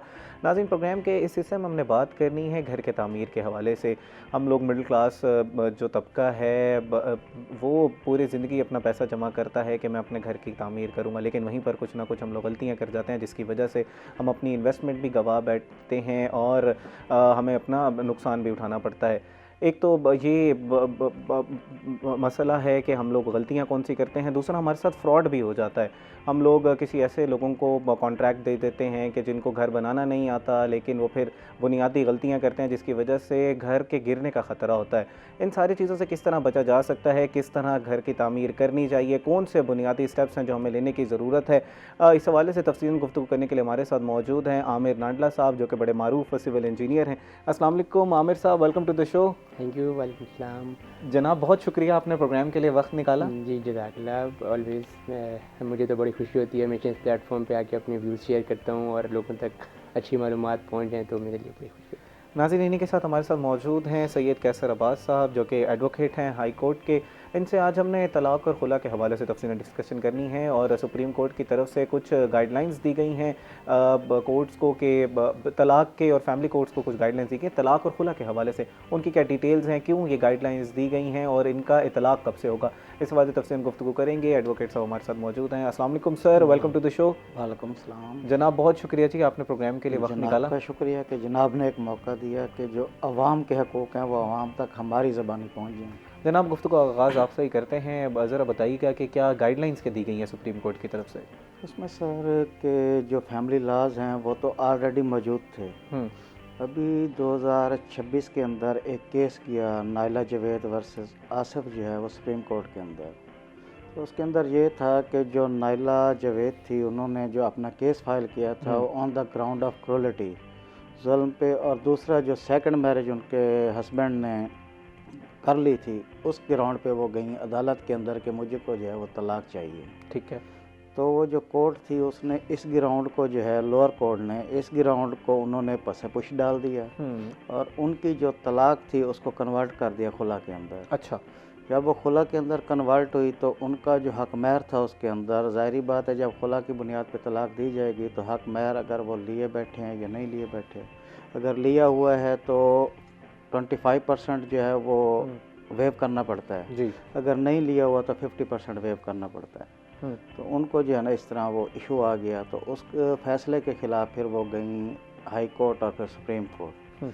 फिर सुप्रीम कोर्ट ने वहाँ पे जो है ना एक नई जो है वो क्रिएशन दे दी, ग्राउंड दे दिया कि जो भी प्लेंटिफ जो है वो कोर्ट के अंदर जिस ग्राउंड पे आता है, कोर्ट को चाहिए कि उसी ग्राउंड के ऊपर उसका फैसला करे, उस ग्राउंड को चेंज नहीं करना चाहिए। अच्छा, वेरी इंपॉर्टेंट पॉइंट। ठीक है। उस ग्राउंड को चेंज नहीं करना चाहिए, क्योंकि ग्राउंड चेंज करने से कोर्ट्स के लिए तो आसानी हो जाती है। जो लोअर कोर्ट्स बैठी हैं तो उनको एविडेंस रिकॉर्ड नहीं करनी पड़ती, उन्होंने सिर्फ एक छोटा सा बयान लिखना है, जी मुझे इससे नफरत है। उन्होंने इसी बुनियाद पे उसको खुला की डिग्री दे दी। उसके ऊपर जो औरत के हकूक़ हैं वो हक महर के हवाले से वो तकरीबन 100% मुतासर हो जाते हैं, जिसकी वजह से उसका फ्यूचर जो है वो फिर फाइनेंशियली कमज़ोर हो जाता है। अच्छा, इसको ना ज़रा लीगली भी एक्सप्लेन कर दीजिएगा खुला और तलाक़ को, ताकि फ़र्क हम कर सकें ना कि तलाक़ क्या है और खुला क्या है, और इसकी वजह से किस तरह हकूक़ के अंदर फ़र्क आता है, जैसे आप बता रहे हैं कि जजमेंट के ऊपर। उसमें ऐसा है कि जो तलाक होती है या तो वो खामन खुद दे या कोई ऐसी शरई उज़र आ जाते हैं जिसके अंदर जो है वो हमें शरीयत ने बताए हुए हैं, उसमें से दो चार है, जैसे खामद 7 साल जेल चला जाए या 4 साल से लापता हो या इम्पोटेंसी हो उसके अंदर, तो उस सूरत में अगर उनका निकाह हो चुका है तो वो औरत इस ग्राउंड के ऊपर, उसका वैलिड ग्राउंड है, वो तलाक जो है वो कोर्ट से जो है वो तलब कर सकती है, जी हमें तलाक दीजिए। ठीक है। उसके अंदर उसका जो होता है हक महर वो वेव नहीं होता, वो खामन जो भी है उसको देना पड़ता है। अगर दूसरी सूरत में चले जाएं खुला के अंदर बीवी जो है वो बग़ैर किसी वजह के जो है वो तलाक तलब कर रही होती है, तो उस सूरत में जो है ना फिर वो हमारी शरीयत भी ये हुक्म देती है कि अगर बीवी खुद खुला लेगी तो जितना उसने हक महर लिया हुआ है वो या उसमें से कुछ वो वेव करेगी। अब हमारे यहाँ इस वक्त चल रहा है सेक्शन 10 सब सेक्शन 5 जो है डिसोल्यूशन के हवाले से, उसके अंदर जो है ना वो अगर खुला पे आ जाते हैं तो उसका जो टोटल जो हक़ुल महर है वो वेव हो जाता है। अच्छा, इसमें जैसे आप कह रहे हैं कि आर्टिकल 6 सेक्शन 10 की तो आपने बात की, लेकिन फैमिली लॉ ऑर्डिनेंस के सेक्शन 6 के मुताबिक दूसरी शादी के बारे में वाज़े किया गया है, वो सेक्शन 6 क्या है? ये सर 1971 में एक 1961 में जो है ना फैमिली लॉज बनाए गए थे, उसके अंदर उन्होंने जो है ना एक ये दे दिया सेक्शन पॉलीगैमी का कि एक बीवी के होते हुए खामन दूसरी शादी नहीं कर सकता। ठीक है। अगर दूसरी शादी करेगा तो उसको कुछ ना कुछ वजूहात देनी पड़ेंगी, वो एप्लीकेशन देगा मुतलका यूनियन कौंसल की आर्बिट्रेशन कौंसल को, वो दोनों मियाँ बीवी को सुनेंगे। अगर खामंद की जो इल्ज़ामात हैं वो सच साबित होते हैं तो वो उसको जो है वो दे देंगे इजाज़तनामा दूसरी शादी का। अगर उसके वो जो इल्ज़ामात हैं वो सही नहीं है तो फिर आर्बिट्रेशन कौंसल उसको दूसरी शादी की इजाज़त नहीं देगी। अच्छा, ये जो हम कहते हैं कि खातून से पहले इजाज़त लेने की ज़रूरत है, ये वही मरहला आप समझा रहे हैं? ये वही ला है। ठीक है। अच्छा, तो अगर कोई शख्स छुप के कर लेता है शादी, जिसके प्ली भी ली, जिसके केस की आप बात कर रहे थे कि जिसकी नौयत को तब्दील किया गया, उसमें भी यही था कि उन्होंने एक तो क्रूएलिटी का कहा, दूसरी शादी की प्ली ली, इस हवाले से ज़रा बताइएगा कि कोई खामन कर लेता है दूसरी शादी बग़ैर बताए तो फिर उसका क्या खमियाजा भुगतना पड़ सकता है? उसमें खमियाजा यही है कि उसमें कानून यही कहता है जी कि एक तो जो पहली बीवी है उसका अगर कोई हक़ुल महर है जो कि उसका बाद में उसने अदा करना था या इंदु तलब अदा करना था, वो फ़ौरन अदा करेगा। ठीक है। दूसरा, उसके अंदर उसको 1 साल तक जो है वो जेल भी जा सकता है। अच्छा, अब 1 साल की जेल है और साथ जुर्माना भी है या जुर्माना नहीं है, जेल है और हक महर जो उसने बाद में अदा करना था वो फ़ौरन अदा करने का पाबंद होगा। ठीक है, लेकिन अब दूसरी शादी के ऊपर इसका कोई फ़र्क नहीं पड़ेगा, शादी को ना ही दूसरी शादी पे इस पे कोई फ़र्क और इस शादी पे भी कुछ नहीं होगा। लेकिन अगर इस प्ली पे वो खातून खुला लेना चाहें या तलाक लेना चाहें तो उसके इस केस में क्या होगा? उसमें फिर हमारा एक ग्राउंड आता है क्रूएलिटी का। ठीक है। कि अगर एक बीवी सही तरह से अपने खामद के हकूक़ अदा कर रही है, उसके बावजूद भी खामद बगैर किसी वजह के उसकी दूसरी शादी कर लेता है और उसकी सौतन ले आता है, तो ये उसको राइट है कि वो जाके जो है ना वहाँ पे केस फाइल करे और अपना जो राइट है वो ले और उसको सज़ा भी करवा सकती है। ठीक है। अच्छा, अब ये बताइएगा कि इस वक्त क्या आप देख रहे हैं कि कहा जाता है कि शरह बढ़ती जा रही है, तलाक की, खुला की, क्या ये मिथ्स हैं या वाकई बढ़ती जा रही है और किस ग्राउंड्स पे ली जा रही हैं? हमारे यहाँ अनफॉर्चुनेटली हमारा एक पेट्रियार्कल सोसाइटी है जिसमें मर्द ज़रा जुल्म भी करते हैं, ज़्यादतियाँ भी हमें नज़र आती हैं, तो मैं ज़रा समझना चाह रहा हूँ कि किस वजह से तलाक की शरह अगर बढ़ रही है तो क्यों बढ़ रही है? तलाक की शरह इस वजह से बढ़ रही है कि जो बढ़ रही है, पहले इसको तय कर लेते हैं। बढ़ रही है, उसमें बढ़ रही है, इसमें कोई शक नहीं, लेकिन उसकी वजूहत ये हैं कि पहले दौर में जो बुज़ुर्ग होते थे वो ख़ानदान में शादियाँ होती थी बच्चियों की या बच्चों की, बुज़ुर्ग बैठ के उनके मामला सॉर्ट आउट कर लेते थे। अब लोग बाहर के ख़ानदानों में शादियां करने जाते हैं तो वहाँ पे थोड़ा सा अपने आप को बढ़ा चढ़ा के पेश करते हैं। हाँ बिल्कुल, गलत इमेज अपनी पोर्ट्रे करते हैं। जब वो गलत इमेज पोर्ट्रेट होता है तो जब वो एक नया ख़ानदान बन जाता है तो जो बातें क्यों होती हैं उसमें से कुछ गलत निकल आती हैं, उसके बीवी या खामद की तरफ से ताने शुरू हो जाते हैं, वो फिर जो है ना वो इस हद तक बढ़ जाते हैं, वो कहते हैं जी कि हमारा एंड जो है वो तलाक ही हो। ठीक है। अच्छा, इन मसाइल का हल निकालने के लिए भी तो कोई टाइम पीरियड दिया गया ना, कूलिंग ऑफ पीरियड कहा जाता है जिसको, 90 दिन का, वो टाइम पीरियड क्या है? उसमें किसका मेन रोल होता है? क्या अदालत इसमें रिकनसाइल कराने की कोशिश करती है? इसमें ऐसा है कि जब भी तलाक का कोई केस आता है ना, इसमें दौरान ट्रायल 2 दफ़ा जो है उसके अंदर रिकन्सिलेशन कराई जाती है, एक प्री ट्रायल, एक पोस्ट ट्रायल। दोनों मियाँ बीवी को बिठाते हैं, जी आपके अगर कोई मसाइल हैं तो बताएं, हम बैठ के हल करते हैं। जो भी मुतलका उनका प्रिजाइडिंग ऑफिसर होता है वो उनको बताता है। अगर वो हल नहीं होते तो फिर उसके बाद वो डिग्री जारी कर देते हैं तलाक की। अब कानून ये है कि 90 उसकी जैसे ही डिग्री जारी होगी, कोर्ट बाउंड है कि उसकी एक कापी जिस यूनियन कौंसिल के अंदर वो निकाह तहरीर है दर्ज है, वहाँ पे उसकी एक कापी अटेस्टेड भेजेगी मुतलका यूनियन कौंसिल को कि ये हम आपको भेज रहे हैं, इन दोनों पार्टियों को आप बुलाएं और इनकी बात सुने। अगर रिकन्सिलेशन हो सकती है तो ठीक है, अगर नहीं होती तो उनके पास होता है 90 दिन का टाइम, जो आर्बिट्रेशन कौंसिल है यूनियन कौंसिल की, वो 90 दिन के अंदर अगर इनका कोई होता है इशू ठीक है हल, अगर नहीं होता फिर उसके बाद वो मौसर तलाक सर्टिफिकेट जारी कर देते हैं। ठीक है। अच्छा, एडवोकेट साहब ये बताइएगा कि यूजुअली जब आपके पास लोग आते हैं केस लेकर, तो इस पे वैसे मैंने पूछा कि किस तरह के लोग मसाइल लेकर आ रहे होते हैं और उन मसाइल का हल क्या है। जैसे आपने कहा कि अगर फैमिली में इस तरह का मसाइल सुलझा लिए जाएं तो आगे कोर्ट्स में नहीं आते। दीगर इसके अलावा भी आप कोई हल समझते हैं? जैसे कहा जाता है कि शादी से पहले कोई ऐसा कोर्स करा दिया जाए जिसकी वजह से लोगों को अपने हुकूक भी बताए जाएँ और उनको बताया जाए कि आगे शादी में किस तरह के मसाइल आ सकते हैं। बिल्कुल ऐसे ही है। जब शादी से पहले लड़का या लड़की है, हमारा जो इस्लामी निज़ाम तर्ज है इसके अंदर हमें आइली जो है ज़िंदगी गुजारने के तरीक़ाकार बताए गए हैं, आइन बताए गए हैं उसके अंदर कि हमने मियाँ बीवी ने कैसे गुजारनी है। वो उन चीज़ों से जो लड़का लड़की होते हैं वो नाबलद होते हैं, उनको नहीं पता कि हमारे एक दूसरे के साथ क्या हकूक़ व फ़राइज़ हैं। तो इस वजह से वो उनको चूँकि पता नहीं होता तो वो उस पर अमल दरामद नहीं कर सकते, जिस वजह से फिर ये इशू क्रिएट हो जाता है। जिस वजह से ये इशू क्रिएट होते हैं। आमिर साहब आपकी तरफ आना चाहूँगा। बहुत ही अहम हर किसी की ज़िंदगी में एक फ़ैसला होता है कि वो पूरी ज़िंदगी पैसे इकट्ठे करते हैं और उसके बाद एक घर बनाने का फ़ैसला किया जाता है। इसमें मैं जानना चाहूँ बुनियादी कदम हमें क्या उठाना चाहिए जब आप घर बनाने का सोच रहे हैं? सर हमारी मार्केट में जो है या लोगों का जो एक आम नज़रिया है वो ये है कि हम बस किसी ठेकेदार को बुलाएंगे और घर स्टार्ट हो जाएगा और इस तरह से ना एक सिंपल सा प्रोसेस है। बट किसी भी प्रोसेस की अगर आप सक्सेस देखें तो वो प्लानिंग में होती है। तो सबसे पहले तो घर की प्लानिंग करें, उस पर टाइम लें। आप किसी सर्टिफाइड सिविल इंजीनियर या आर्किटेक्ट से लाजमी मशवरा करें कि आपके घर की जो है आपकी रिक्वायरमेंट क्या है और उस रिक्वायरमेंट को मिनिमम पॉसिबल जो है ना कॉन्स्टेंट्स के साथ कॉस्ट और टाइम में पूरा किया जा सकता है। क्योंकि आपकी लेबर जो है वो भी टाइम के ऊपर कर रही होती है, आपकी कम्प्लेक्सिटी ऑफ प्रोजेक्ट के ऊपर उनका जो है कॉस्ट इंक्रीज़ होती जाती है। इसी तरह जो मटेरियल है वो कौन सा यूज़ करना है, कौन से इलाके में कौन सा मटेरियल सही रहेगा। और यहाँ पे सबसे बड़ा जो है हमारे इलाकों में सॉइल टेस्ट नहीं होता, जो कि बहुत इंपॉर्टेंट है।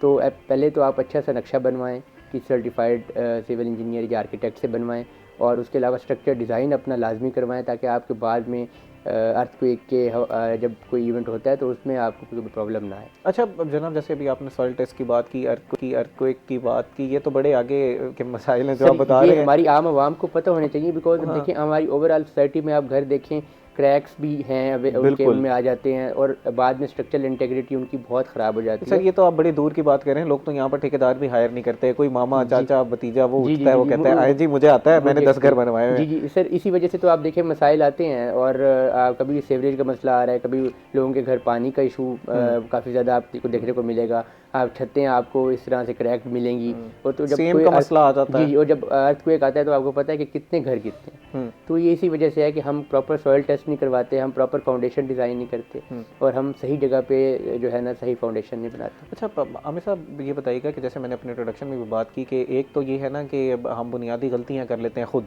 दूसरा हम अपनी तरफ से ठीक करते हैं, हम कॉन्ट्रैक्टर भी हायर करते हैं, लेकिन उस कॉन्ट्रैक्टर को जांचने का पैमाना क्या होना चाहिए? उसमें भी तो फ्रॉड का शिकार हो जाता है। बिल्कुल सर, कॉन्ट्रैक्टर से पहले जैसे मैंने आपको प्लानिंग स्टेज तो बता दी, फिर कॉन्ट्रैक्टर को आप ये देखें कि वो कितने उसके जो है ना प्रोजेक्ट्स जो हैं कितने हैं, आप उनको विजिट करें। ठीक है, उसमें आपको गलतियाँ वाज़ेह हो जाएंगी कि वो अब मोस्टली आप देखें कि आपका बेसिक जो मिस्त्री जब ईंट की चुनाई करेगा तो उसके बाद आपकी पेंट उसी पे डिपेंड कर रहा होता है, आपका प्लास्टर जो है वो भी उसी पे डिपेंड कर रहा होता है, आपकी फिनिशिंग उसी पे डिपेंड कर रही होती है। तो जब आपकी बेस जो स्केलेटन ही आपका घर का ठीक नहीं है जो कि कॉन्ट्रैक्टर बनाएगा, तो वहीं से ही आपकी सारी चीज़ नॉलेज उसके पास नहीं होगा, प्रॉपर मटेरियल जब वो यूज़ नहीं करेगा, कितनी क्वांटिटी यूज़ करनी है। अब सीमेंट रेशियो को देख लें, वो मिक्सिंग सही नहीं करेगा, आपकी बॉन्ड आपकी पूरे घर की स्ट्रेंथ ही खत्म। ठीक है, आप कह रहे हैं कि एक कॉन्ट्रैक्टर को हायर करने से पहले जाके उसके पुराने काम देख लें, उसकी मार्केट में क्या राय है लोगों की उसके हवाले से। अच्छा, अगर हमने एक कॉन्ट्रैक्टर अच्छा हायर कर लिया, उसके यूजुअली कितना फ़र्क पड़ जाता है फाइनेंशियली अगर हम खुद घर बनवा रहे होते हैं और एक कॉन्ट्रैक्टर को ले लेते हैं इन द लॉन्ग रन? ज़रा बताइएगा sir. In the long run तो आपकी एक ड्यूरेबिलिटी बढ़ती है, आपके पूरे घर में जो मसाइल नॉर्मली डेली लाइफ में जो आ रहे होते हैं वो नहीं आएंगे। और अच्छा कॉन्ट्रैक्टर अगर आपका होगा तो वो आपको अच्छी बेस प्रोवाइड करेगा। ठीक है, आपके घर की कॉस्ट को सबसे मेन चीज़ है आप देखें कि पूरी ज़िंदगी की सेविंग आपने लगानी होती है। एक जॉबियन जो है या एक वो घर बनाने के लिए आप वो 50-60s में जाके जो डिसीजन ले पाता है और वो अपने बच्चों के लिए बनाता है। तो इसमें ये है कि अब जब एक कॉन्ट्रैक्टर जिसको बिल्कुल आइडिया नहीं है तो वो आपकी पूरी कॉस्ट भी ज़ाया कर सकता है। वो आप अपने एक्सपीरियंस से ज़रा बताइएगा कि हमारे यहाँ जो कॉन्ट्रैक्टर्स मौजूद हैं, जिनको हम उर्फ़ आम में ठेकेदार कहते हैं, वो आपके पास आएंगे, काम करेंगे, एक ठेका मुकाया जाएगा, उसके बाद काम का आगाज़ कर दिया जाएगा। यूजुअली क्या इनके लिए कोई लाइसेंस की ज़रूरत होती है या कहीं पर इनके रजिस्ट्रेशन की ज़रूरत होती है, या बस ऐसे ही आप कहीं पर भी दुकान बहुत अच्छा पॉइंट रेज़ किया। मैं इस चीज़ पे पाकिस्तान में इस हवाले से कोई चेक एंड बैलेंस नहीं है। हमारी अथॉरिटीज़ को चाहिए कि वो एक प्रॉपर जो है ना यूनियंस या फिर जो बाहर लेबर यूनियंस हैं जैसे, उनकी एक प्री क्वालिफिकेशन होनी चाहिए और उनको एक सर्टिफिकेट जैसे आप कह रहे हैं ये जारी होना चाहिए। जबकि यहाँ पे नहीं है, जहाँ पे एक हेल्पर है, कोई मजदूर है, मिस्त्री है, वो सिर्फ 6 महीने काम करेगा किसी और कहना मैं उस्ताद हो गया हूँ, वो दूसरी जगह पे जाके गाइड करेगा, सर मैंने ये जगह पे काम किया है, मैंने ये जगह पे, तो वो लोगों को ब्लफ भी करेगा। तो एक आम आदमी के लिए जज करना बड़ा मुश्किल है। तो इसके लिए एक सर्टिफिकेट जब हुकूमत जारी करेगी तो वो ऑथेंटिक होगा। अच्छा, जैसे आप हैं, आपने सिविल इंजीनियरिंग कंप्लीट की, उसके बाद आपने फैसला किया कि मैं कहीं पर जॉब नहीं करूंगा बल्कि एंटरप्रेन्योरशिप की तरफ आऊँगा, अपना बिजनेस करूँगा। कितना ज़रूरी है कि आप जैसे जो सिविल इंजीनियर्स हैं वो बजाय इसके कि वो जॉब की तरफ जाएं, वो इस तरफ आए? मार्केट में गैप मौजूद है, लोग तैयार हैं आपको सर्टिफाइड लोगों को पैसा देने के लिए। सर एग्जैक्टली ये चीज़ सर, एक तो हम बदकिस्मती से कहना पड़ता है कि जॉब कल्चर जो है ना हमारे पाकिस्तान में बहुत ज़्यादा इन है, जबकि एंटरप्रेन्योरशिप को जो है ना थोड़ी सी उसमें मुश्किलात होती हैं, रिस्क होता है, बट वो हमारे जो यूथ है वो लेना नहीं चाहती। तो इसमें थोड़ा सा जानना चाहिए। बिजनेस जो है आप वसल्लम ने भी इस चीज़ को प्रमोट किया कि बिजनेस जो है वो बहुत आपको चीज़ें फ़ायदे भी दे सकते हैं और रिस्क भी इसमें इन्वॉल्व होता है, तो ये हलाल रोज़ी है। अच्छा, अब ये बताइएगा आमिर साहब, आप जैसे कह रहे हैं कि रिस्क भी इससे मिटिगेट हो जाता है, आप उसका कम कर सकते हैं, अब दीगर इसके ऊपर क्या क्या स्टेप्स हमें लेने चाहिए? और बुनियादी जो नक्शे की बात की आपने, ये सॉइल टेस्ट किस तरह कराना चाहिए, कहाँ से कराना चाहिए, किस तरह की ईंट हम इस्तेमाल करते हैं, नाज़रीन इस हवाले से तफसील गुफ्तगू करेंगे, लेकिन इस वक्त हुआ एक ब्रेक का, हमारे साथ रहिएगा।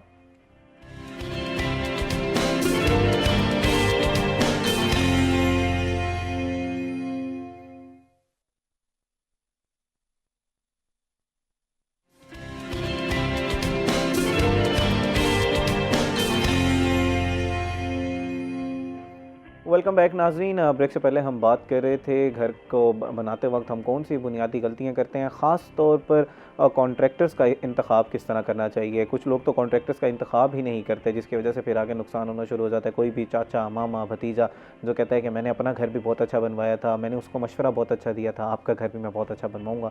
इस हवाले से आमिर साहब से हम बात कर रहे थे। आमिर साहब, कॉन्ट्रैक्टर के ऊपर तो आपने बड़ी रोशनी डाली कि बहुत ज़रूरी है कॉन्ट्रैक्टर का इंतखाब और किस तरह एक अच्छे कॉन्ट्रैक्टर का इंतखाब किया जा सकता है। अब ज़रा दूसरी चीज़ों पे आ जाते हैं। नक्शा हो गया, सॉइल टेस्ट हो गया, बुनियादें कितनी रखनी चाहिए, उसकी कितनी गहराई होनी चाहिए घर बनाते वक्त। सॉइल टेस्ट से स्टार्ट करते हैं। सॉइल किस तरह का होना चाहिए जनाब, जिधर हम अपना घर बना रहे हैं? सर बेसिकली जो पाकिस्तान में सॉइल स्टेटस जो है मैदानी इलाकों में देखा जाए तो वो भी इतना सॉफ्ट नहीं है, बट कहीं किसी जगह पे जो वाटर टेबल है आपका जब ऊपर होगा तो वो सॉइल को नरम कर देता है। तो इसके लिए हमें थोड़ी सी डिगिंग करनी चाहिए और आप विजुअलाइजेशन से भी देख सकते हैं कि जी आपका सॉइल नरम है या नहीं है। तो अप्रॉक्सीमेटली जो चल रहा है ना थंब रूल जो है वो 2 से 3 फीट की जो है ना आपकी फाउंडेशन होनी चाहिए और उसकी डेप्थ जो है वो उसकी जो विड्थ है वो 1.5 से 2 फुट होनी चाहिए। अच्छा जनाब, ये बताइएगा कि अब कुछ बड़े बड़े खड्डे हमें पूरे मुल्तान में नज़र आ रहे थे, आज उधर बड़ी बड़ी हमें हाउसिंग स्कीम्स नज़र आ रही हैं, लोगों ने इन्वेस्टमेंट कर दी है, उधर मिट्टी की भराई की गई, यू नेम इट, बहुत सी जगहें ऐसी हैं, पूरी दुनिया में भी हम ये प्रैक्टिस देखते हैं। इस तरह की जगह पर घर बना लेना चाहिए? सर बिल्कुल कोई मसला नहीं होता अगर प्रॉपर कॉम्पैक्शन प्रोसीजर यूज़ किए जाएँ और सॉइल आपको जब प्रॉपर स्ट्रेंथ देगा तो नो प्रॉब्लम, बट सेटलमेंट का खदशा रहता है, तो उसको भी काउंटर करने के लिए सॉइल टेस्टिंग ज़रूरी है, जैसे मैंने पहले। ठीक है। अच्छा, अब इसके अंदर 2 तरह से भराई की जाती है। एक तो मिट्टी लाकर भरी जाती है, फिर कुछ लोग मिट्टी और रेत को भरते हैं मिक्स करके, फिर कुछ लोग पहले कचरा रखते हैं, एक कचरे की तय की जाती है, उसको कंप्रेस किया जाता है, फिर कचरा रखा जाता है, फिर कंप्रेस किया जाता है, ऊपर एक मिट्टी की तय रखी जाती है। इन तीनों में से बेस्ट कौन सा है? सर वैसे एनवायरमेंटली मैं थोड़ा सा कचरे को इस तरह से वो करता हूँ कि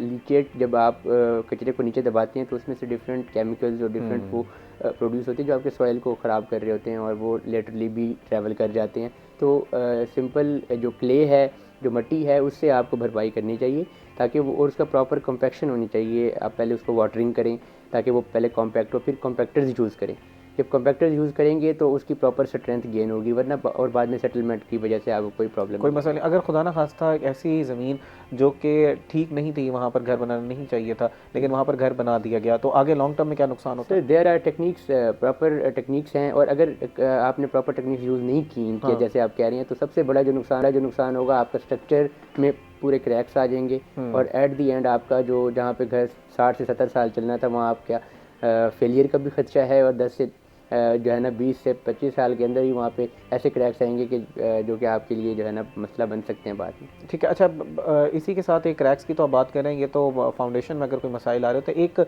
इससे मिलता जुलता एक मसला है सेम का। अब अक्सर लोग कहते हैं कि इस पूरे इलाके में सेम है, इसीलिए आपके घर में भी सेम आ गया।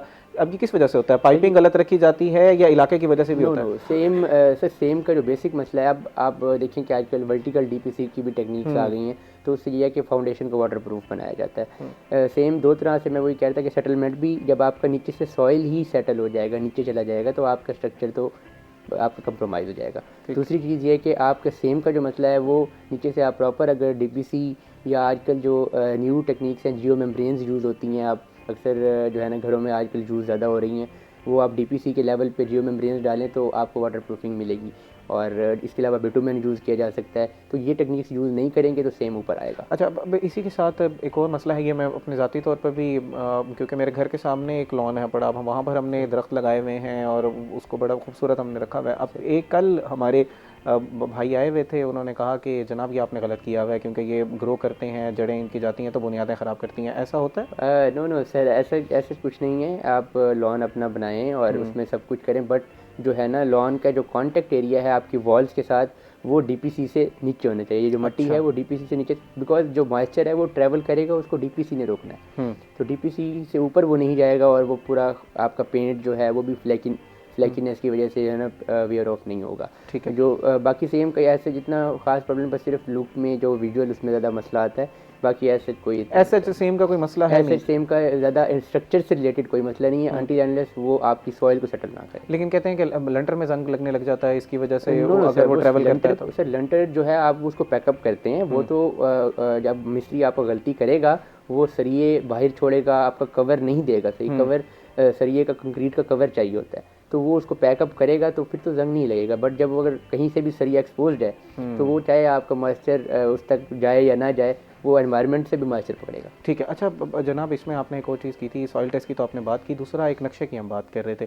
एक तो सॉइल टेस्ट हो गया, उसके बाद अब हमने नक्शा बनवाना है घर का। नक्शे में भी वही मसला होता है कि मशवरे देने वाले बहुत ज़्यादा होते हैं और जाते हैं। अच्छा, इसके बारे में ज़रा बताइएगा कि नक्शा नवीस और होते हैं, सिविल इंजीनियर्स का काम कुछ और होता है? बिल्कुल, आर्किटेक्ट्स जो होते हैं वो नक्शा बेसिकली तो हमारे यहाँ जो है सिविल इंजीनियर भी नक्शा बनाता है और स्ट्रक्चरली भी उसको देखता है, बट जो है ना एस्थेटिकली प्रॉपर जो है वो आर्किटेक्ट ही बनाता है। और सिविल इंजीनियर और आर्किटेक्ट का बेसिकली साथ साथ चीज़ें चल रही होती हैं।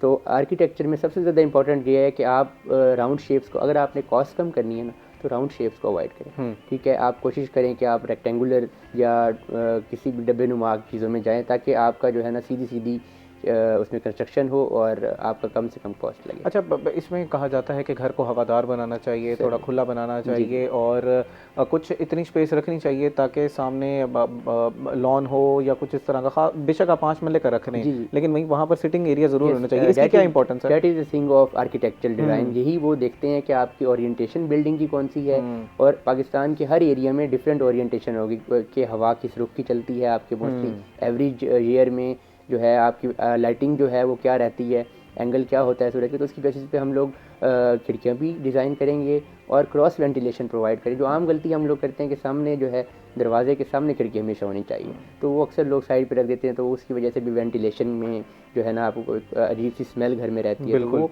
वो चीज़ अवॉइड करने के लिए आपको जितनी मैक्सिमम जो है आप वेंटिलेशन प्रोवाइड कर सकते हैं वो करें। दूसरा लाइटिंग जो है, अब बाहर अक्सर जो है बाहर के मुल्कों में जो है एनर्जी एफिशिएंसी पे काम होता है, तो वो लोग बाहर की लाइटिंग यूज़ करना चाहते हैं, मतलब सन लाइट्स वगैरह, और उसके थ्रू वो जो है ना उन्होंने पाइपिंग की हुई है, तो वो भी अब हमारे पास इम्प्लीमेंट होना चाहिए। ये इस पे ज़रा रोशन चलिएगा, ये कैसा सोलर पावर है? यस, बेसिकली वो सोलर पावर नहीं है, नेचुरल लाइटिंग को यूज़ किया जा रहा है। जैसे कि आपने प्रिज्म लगा दिया अपनी रूफ के ऊपर, ठीक है, ये मैंने देखा एक दो घरों में। उस प्रिज्म के साथ आपके नीचे जब पाइप ट्रैवल करेगा तो वो रोशनी रिफ्लेक्ट होती है, आपको वो पूरी एक ऐसी हैवी लाइट लगेगी कि ऊपर से कोई लाइट जल रही है, बट वो नेचुरली इलिमिनेट हो रही होगी। ठीक है, ये बाकी मैंने एक दो घरों में बनाते हुए देखा, जो आजकल जदीद घर बन रहे हैं उनमें ये प्रिज्म रखे जा रहे हैं। अच्छा, ये सारी चीज़ें जो आप बता रहे हैं ना, इन्हीं सारी चीज़ों पे तो कॉस्ट कट की जाती है, हम पैसा तो यहीं बचाते हैं। No, this is yes yes, because this is the technique, और लॉन्ग टर्म में भी आपको बचत है। अब मैं यही जानना चाह रहा हूँ कि आम शख्स जिसने पैसा इकट्ठा किया वो तो देखेगा ईंट कहाँ से लेनी है, मैंने कंक्रीट कहाँ से लेना है, सीमेंट कहाँ से लेना है, हर चीज़ खुद उठाएगा। अगर उसने आपकी कॉस्ट भी डाल देंगे, आप भी महाना तो ज़्यादा अच्छे पैसे लेंगे ना, जब आप कॉन्ट्रैक्टर पैसे लेगा। मैं हमेशा ये कहता हूँ कि आप अगर जब प्लान नहीं करेंगे घर को, या ये चीज़ें जो एक इंजीनियर कॉस्ट इफेक्टिव दे सकता है, वो आपकी 30-40% कॉस्ट आपके घर की लॉन्ग टर्म में आपको कॉस्ट कटिंग अक्सर जो है आप देखें कि जो ठेकेदार जो लेबर होती है वो ऐसी गलतियां कर जाती है जो बाद में आपको तोड़नी पड़ती हैं चीज़ें और रिप्लेस करनी पड़ती हैं, उसकी जो कॉस्ट है वो इंजीनियर बचाएगा। ठीक है सर, तो आपको वो एट द एंड आपको ज़्यादा फ़ायदा दे जाएगा, अपनी तनख्वाह तो कवर कर ही जाएगा जो उसने लेनी है, बट साथ में वो चीज़ें आपको डबल 30-40% आपके घर में कॉस्ट इफेक्टिवनेस। ठीक है, इस पर मज़ीद भी सर गुफ्तगू करते हैं, लेकिन ज़रा बैकलॉग ऑफ द केसेस का जान लेते हैं कि इस वक्त जो इकदाम उठाए जा रहे हैं हुकूमत की तरफ से, एडवोकेट साहब आपकी अपनी ज़ाती है कि फ़ीमेल एम्पावरमेंट के हवाले से हों या घरेलू तशद्दुद के हवाले से हों, वायलेंस के हवाले से हों, सही इकदाम उठाए जा रहे हैं या इनको थोड़ा मज़ीद बेहतर करने की ज़रूरत है? बिल्कुल जी, इस वक्त हमारी जो गवर्नमेंट है, चाहे वो पंजाब की है चाहे वो फेडरल गवर्नमेंट है, उन्होंने जो भी कानून ख़वातीन के हवाले से बनाए हैं बेस्ट हैं, अगर उनकी इम्प्लीमेंटेशन सही तरीके से हो जाए बहुत इम्पोर्टेंट। अच्छा, जैसे आप बता रहे हैं कि कानून बेहतर बनाए जा रहे हैं, कहाँ पर आता है इम्प्लीमेंटेशन का फुकदान, कहाँ पर आता है? और इसमें ज़रा जब मसाइल होते हैं, केस जब आता है आपके पास, वकला हज़रात के पास, अदालत में जब केस जाता है, तो उसमें तफ्तीश का कितना अमल दखल होता है, पुलिस का कितना इसमें अमल दखल होता है, वो ज़रा बताइएगा कि वहाँ पर भी कोई लकूनात होता है? बिल्कुल लकूनात होते हैं उसमें। मोस्टली जो ख़वातीन हैं, घरेलू टाइप ख़वातीन जो शरीफ टाइप ये समल हैं, वो मोस्टली कम ही निकलती हैं घरों से बाहर, या थाने पे या कचहरियों में आना कम ही होता है। ये जिन औरतों को अवेयरनेस हो जाती है, वो थोड़ा सा मसला हुआ, उन्होंने थाने पे 15 कर दी, या कोर्ट में आके आते उन्होंने केस फाइल कर दिया, कोर्ट में आके केस फाइल कर दिया। नाज़रीन, मज़ीद भी इस हवाले से तफसील गुफ्तगू करते हैं, लेकिन इस वक्त वो एक ब्रेक का हमारे साथ रहेगा।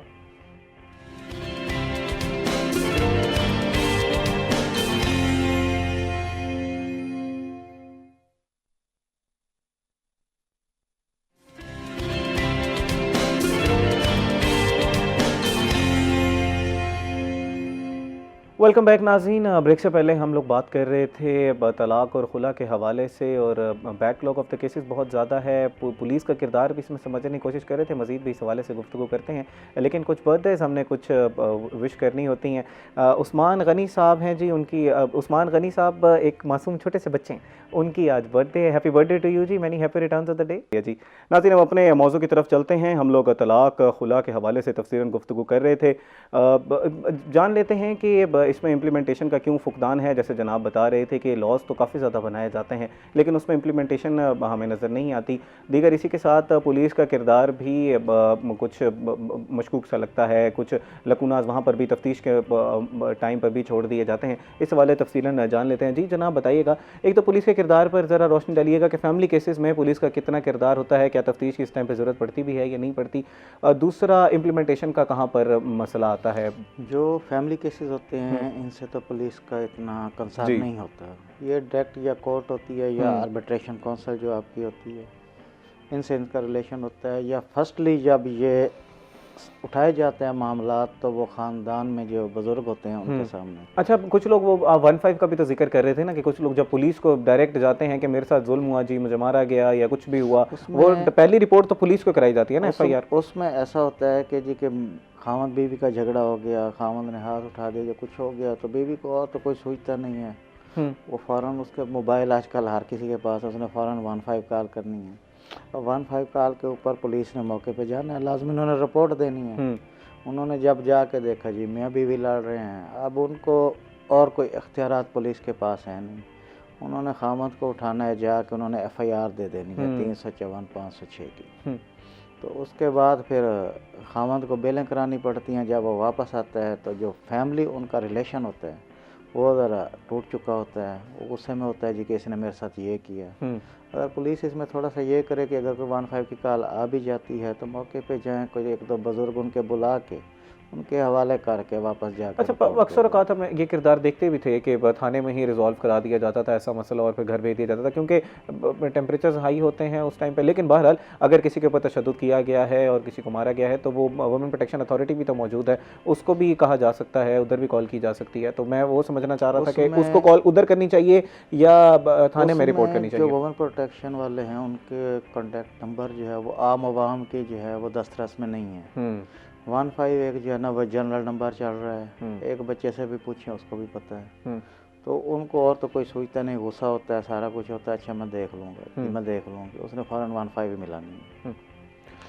अच्छा, इसमें अभी जो प्रोटेक्शन एंड गालिबन जो अभी बिल आया है जिसका इतलाक़ सिर्फ इस्लामाबाद तक होगा, मैं नाम भूल रहा हूँ उस एक्ट का, उसके बारे में ज़रा बताइएगा कि उसके तहत आपने कहाँ पर कॉल करनी है, क्या 15 पे की जाएगी या वुमेन प्रोटेक्शन अथॉरिटी में की जाएगी? वो जो प्रोटेक्शन का बिल आया है उसके अंदर इन्होंने जो है वो चौक के ऊपर कोई बॉक्सेस वगैरह टेलीफोन के बनाए हुए हैं, ठीक है ना, वो हर इलाके में मौजूद हैं। अगर किसी के साथ कोई ऐसा इशू होता है वो डायरेक्ट अटैच ही उन्हीं के साथ है, हाँ, वो कहीं पे भी नहीं जाएगा, उसमें हरासमेंट भी आ जाएगी और बाकी चीज़ें। लेकिन वो तो जो बॉक्सेस लगाए गए हैं वो तो पैनिक बटन्स लगाए गए हैं ना, वो तो सिर्फ 15 के बॉक्सेस हैं, वो भी तो डायरेक्ट आपका उनके साथ भी अटैच है। अच्छा, उनके साथ भी अटैच है, ठीक है। और इसमें उसमें हम बात कर रहे थे, दीगर वकील भी हमारे साथ मौजूद थे और बड़ी तफसीलन ने बात की थी कि उसमें डोमेस्टिक का लफ्ज़ इस्तेमाल किया गया है, खातून सिर्फ का नहीं, अगर मर्द के साथ भी कुछ इस तरह का तशद्दुद होता है तो वो भी कॉन्टैक्ट कर सकता है। लेकिन सर मर्द के लिए तो कोई प्रोटेक्शन अथॉरिटी नहीं है, man protection authority. Man protection आदमी तो शुरू से ही अज़ल से जो है ना वो जालिम यही समझना में आ रहा है, बिल्कुल। लेकिन ये रियलिटी भी है ना जनाब, जुल्म किया जाता है हमारे सोसाइटी में। अगर हम इसको उठा के देखें तो सबसे ज़्यादा मजलूम ही खामंद होता है। चल, सुबह से घर से निकलता है, शाम को आता है थका रहा, फिर उसको घर आके फिर और चीज़ें सुननी पड़ती हैं, ठीक है, मसाइल सुनने पड़ते हैं, वो मज़ीद चिढ़ जाता है। चलें नाज़रीन, अब यहाँ पर एक बुनियादी राय में फ़र्क है, लेकिन बहरहाल इस वक्त हुआ एक ब्रेक का, हमारे साथ रहिएगा।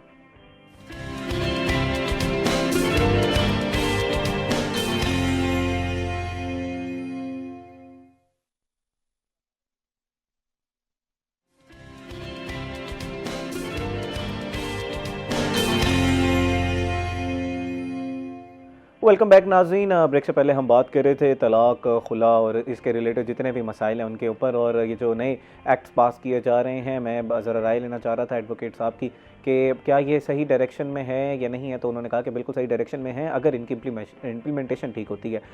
आमिर साहब हमारे साथ मौजूद हैं, इनसे ज़रा कंक्रीट, RCC, ईंट के हवाले से ज़रा तफसीलन डिस्कशन कर लेते हैं कि क्या बेहतर है हमें घर बनाते वक्त।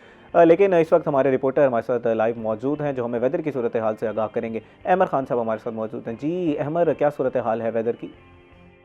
जी बिल्कुल, मुल्तान में मौसम की सूरत हाल के हवाले से बात करें तो मुल्तान में आज शहरियों को दिन भर जो है वो सूरज और बादलों के दरमियान आँख मचोली का सिलसिला जो है वो भी जारी रहेगा और शहरियों को यही सामना करना पड़ेगा। और साथ साथ अगर हम बात करें आज दिन भर दर्जा हरारत के हवाले से तो महकमा मौसमियात के मुताबिक आज कम से कम दर्जा हरारत 9 सेंटीग्रेड रिकॉर्ड किया गया और ज़्यादा से ज़्यादा दर्जा हरारत जो है वो 23 तक जाने का इम्कान जो है वो ज़ाहिर किया गया है, क्योंकि रोज़ाना की बुनियाद पर जो है वो जो दर्जा हरारत है वो बढ़ता चला जा रहा है, जिससे जो है वो सर्दी की शिद्दत जो है वो भी कम होती चली जा रही है। और साथ साथ हवा में नमी की तनासुब के हवाले से बात करें तो हवा में नमी का तनासुब जो है वो भी 92% जो है वो रिकॉर्ड किया गया। इसी हवाले से महकमा मौसमियात का ये कहना है कि आइंदा 24 घंटों के दौरान मुल्तान शहर और गिरदोनवा का मौसम जो है वो खुश्क और सर्द रहने का इम्कान जो है वो जाहिर किया गया है। दोपहर के औकात में दर्जा हरारत बढ़ने से गर्मी की शिद्दत जो है वो थोड़ा सा महसूस होगी और साथ साथ जैसे ही शाम होगी तो हवाएँ चलने से मौसम जो है वो दोबारा सर्द हो जाएगा और रातें जो हैं वो भी ठंडी हो जाएंगी। मज़ीद जो है महकमा मौसमियात का ये कहना है कि आइंदा 2 रोज़ तक जो है मुल्तान शहर और गिरदोनवा में बारिश का कोई इम्कान जो है वो ज़ाहिर नहीं किया गया।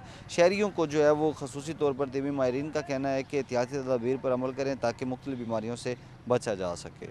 जी बहुत शुक्रिया अहमर, आपने तफसीलन आगाह किया कि इस वक्त वेदर की क्या सूरत हाल है। नाज़रीन, जिस तरह अहमर ने बताया कि जो एहतियाती तदाबीर बताई जा रही हैं तिबी माहिरीन की तरफ से उन पर अमीनो-वन अमल करें ताकि आप अपनी सेहत को महफूज रख सकें। मैं आपके सामने एक मिसाल मौजूद हूँ जो कि आपको बड़े रोज़ हम जो कहते हैं कि तिबी माहिरीन की जो आपको गाइडलाइन दी जा रही है उसके पर अमल करें। मेरे से भी थोड़ी सी कोताही हुई है बदलते मौसम में, कुछ बाहर रात को हम क्रिकेट वगैरह खेलने चले गए, उसके बाद अब 2-4 दिन से तबीयत इस तरह की है कि संभल नहीं पा रही, तो मुझे भी अपनी अपनी दुआओं में याद रखिएगा और जो अहमद जिस तरह कह रहे थे कि तबी माहिरीन की गाइडलाइंस पर अमल कीजिए ताकि अपनी सेहत को महफूज रख सकें। आमिर भाई की तरफ चलते हैं, इनसे हम सवाल कर रहे थे घर के हवाले से, घर को किस तरह बनाना है, बुनियाद किस तरह की होनी चाहिए, बहुत इंपॉर्टेंट है ईंट का इंतखाब, कंक्रीट क्या होनी चाहिए, इस हवाले तफसील बात कर लेते हैं। अच्छा जनाब बताइएगा, ईंट, ब्लॉक, कंक्रीट, इसमें ज़्यादा इन चीज़ों में से बेहतर क्या है? कुछ लोग, ज़्यादातर तो लोग ईंट का इस्तेमाल करते हैं। बेसिकली जो ईंट और ब्लॉक का जो डिफरेंस बेसिकली है ना, वो कॉस्ट के ऊपर है। ठीक है। जो कंक्रीट ब्लॉक है वो एक उसका वॉल्यूम भी ज़्यादा होता है और वो कम लगते हैं आपकी कंस्ट्रक्शन में और कॉस्ट भी कम होती है।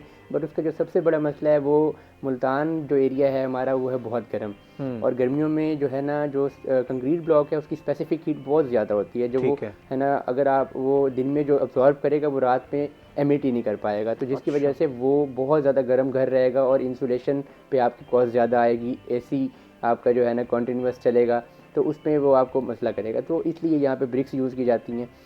जो सर्द एरियाज हैं जैसे शुमाली इलाका जाते हैं उसमें हम कंक्रीट ब्लॉक्स को यूज़ कर सकते हैं। उसमें थोड़ा कॉस्ट सीमेंट जो आप लगाते हैं, मोर्टर लगाते हैं, वो भी आपको कम लगता है। अच्छा अब हम लोग वेस्ट में देखते हैं कि कुछ ऐसे घर बनाए जाते हैं जो बिल्कुल पेपर थिन होते हैं, पेपर थिन तो नहीं होते, मतलब उनके अंदर वो दूसरा मटेरियल इस्तेमाल किया जाता है, ब्लॉक्स नहीं इस्तेमाल होते हैं, ईंट नहीं इस्तेमाल होती। जी सर, आजकल तो ज़माना बहुत आगे चला गया है, 3D प्रिंटिंग पे बात आ गई है। ठीक है। और वो लोग डिफरेंट जो है ना टाइप्स ऑफ मटेरियल यूज़ कर रहे हैं जो नॉर्मल कन्वेंशनल मटेरियल से बहुत डिफरेंट है। ठीक है। जैसे कि अब वहाँ पे जो है लीन कंक्रीट भी यूज़ की जाती है, वहाँ पे बिल्कुल जो है ना सस्टेनेबल मटेरियल्स के ऊपर बहुत ज़्यादा काम हो रहा है और प्री फैब्रिकेटेड वहाँ पे चीज़ें जो है ना इंस्टॉल हो रही हैं। अच्छा ये बताइएगा कि जैसे आप हम लोग बात कर रहे हैं ईंट के ऊपर, अब इसमें मुकम्मल दीवार रखनी चाहिए, कुछ लोग छत की जब चार दीवारी कर रहे होते हैं, पर्दा लगा रहे होते हैं तो 4 इंची की दीवार रख दी जाती है, क्या बेहतर है, मुकम्मल दीवार बनानी चाहिए?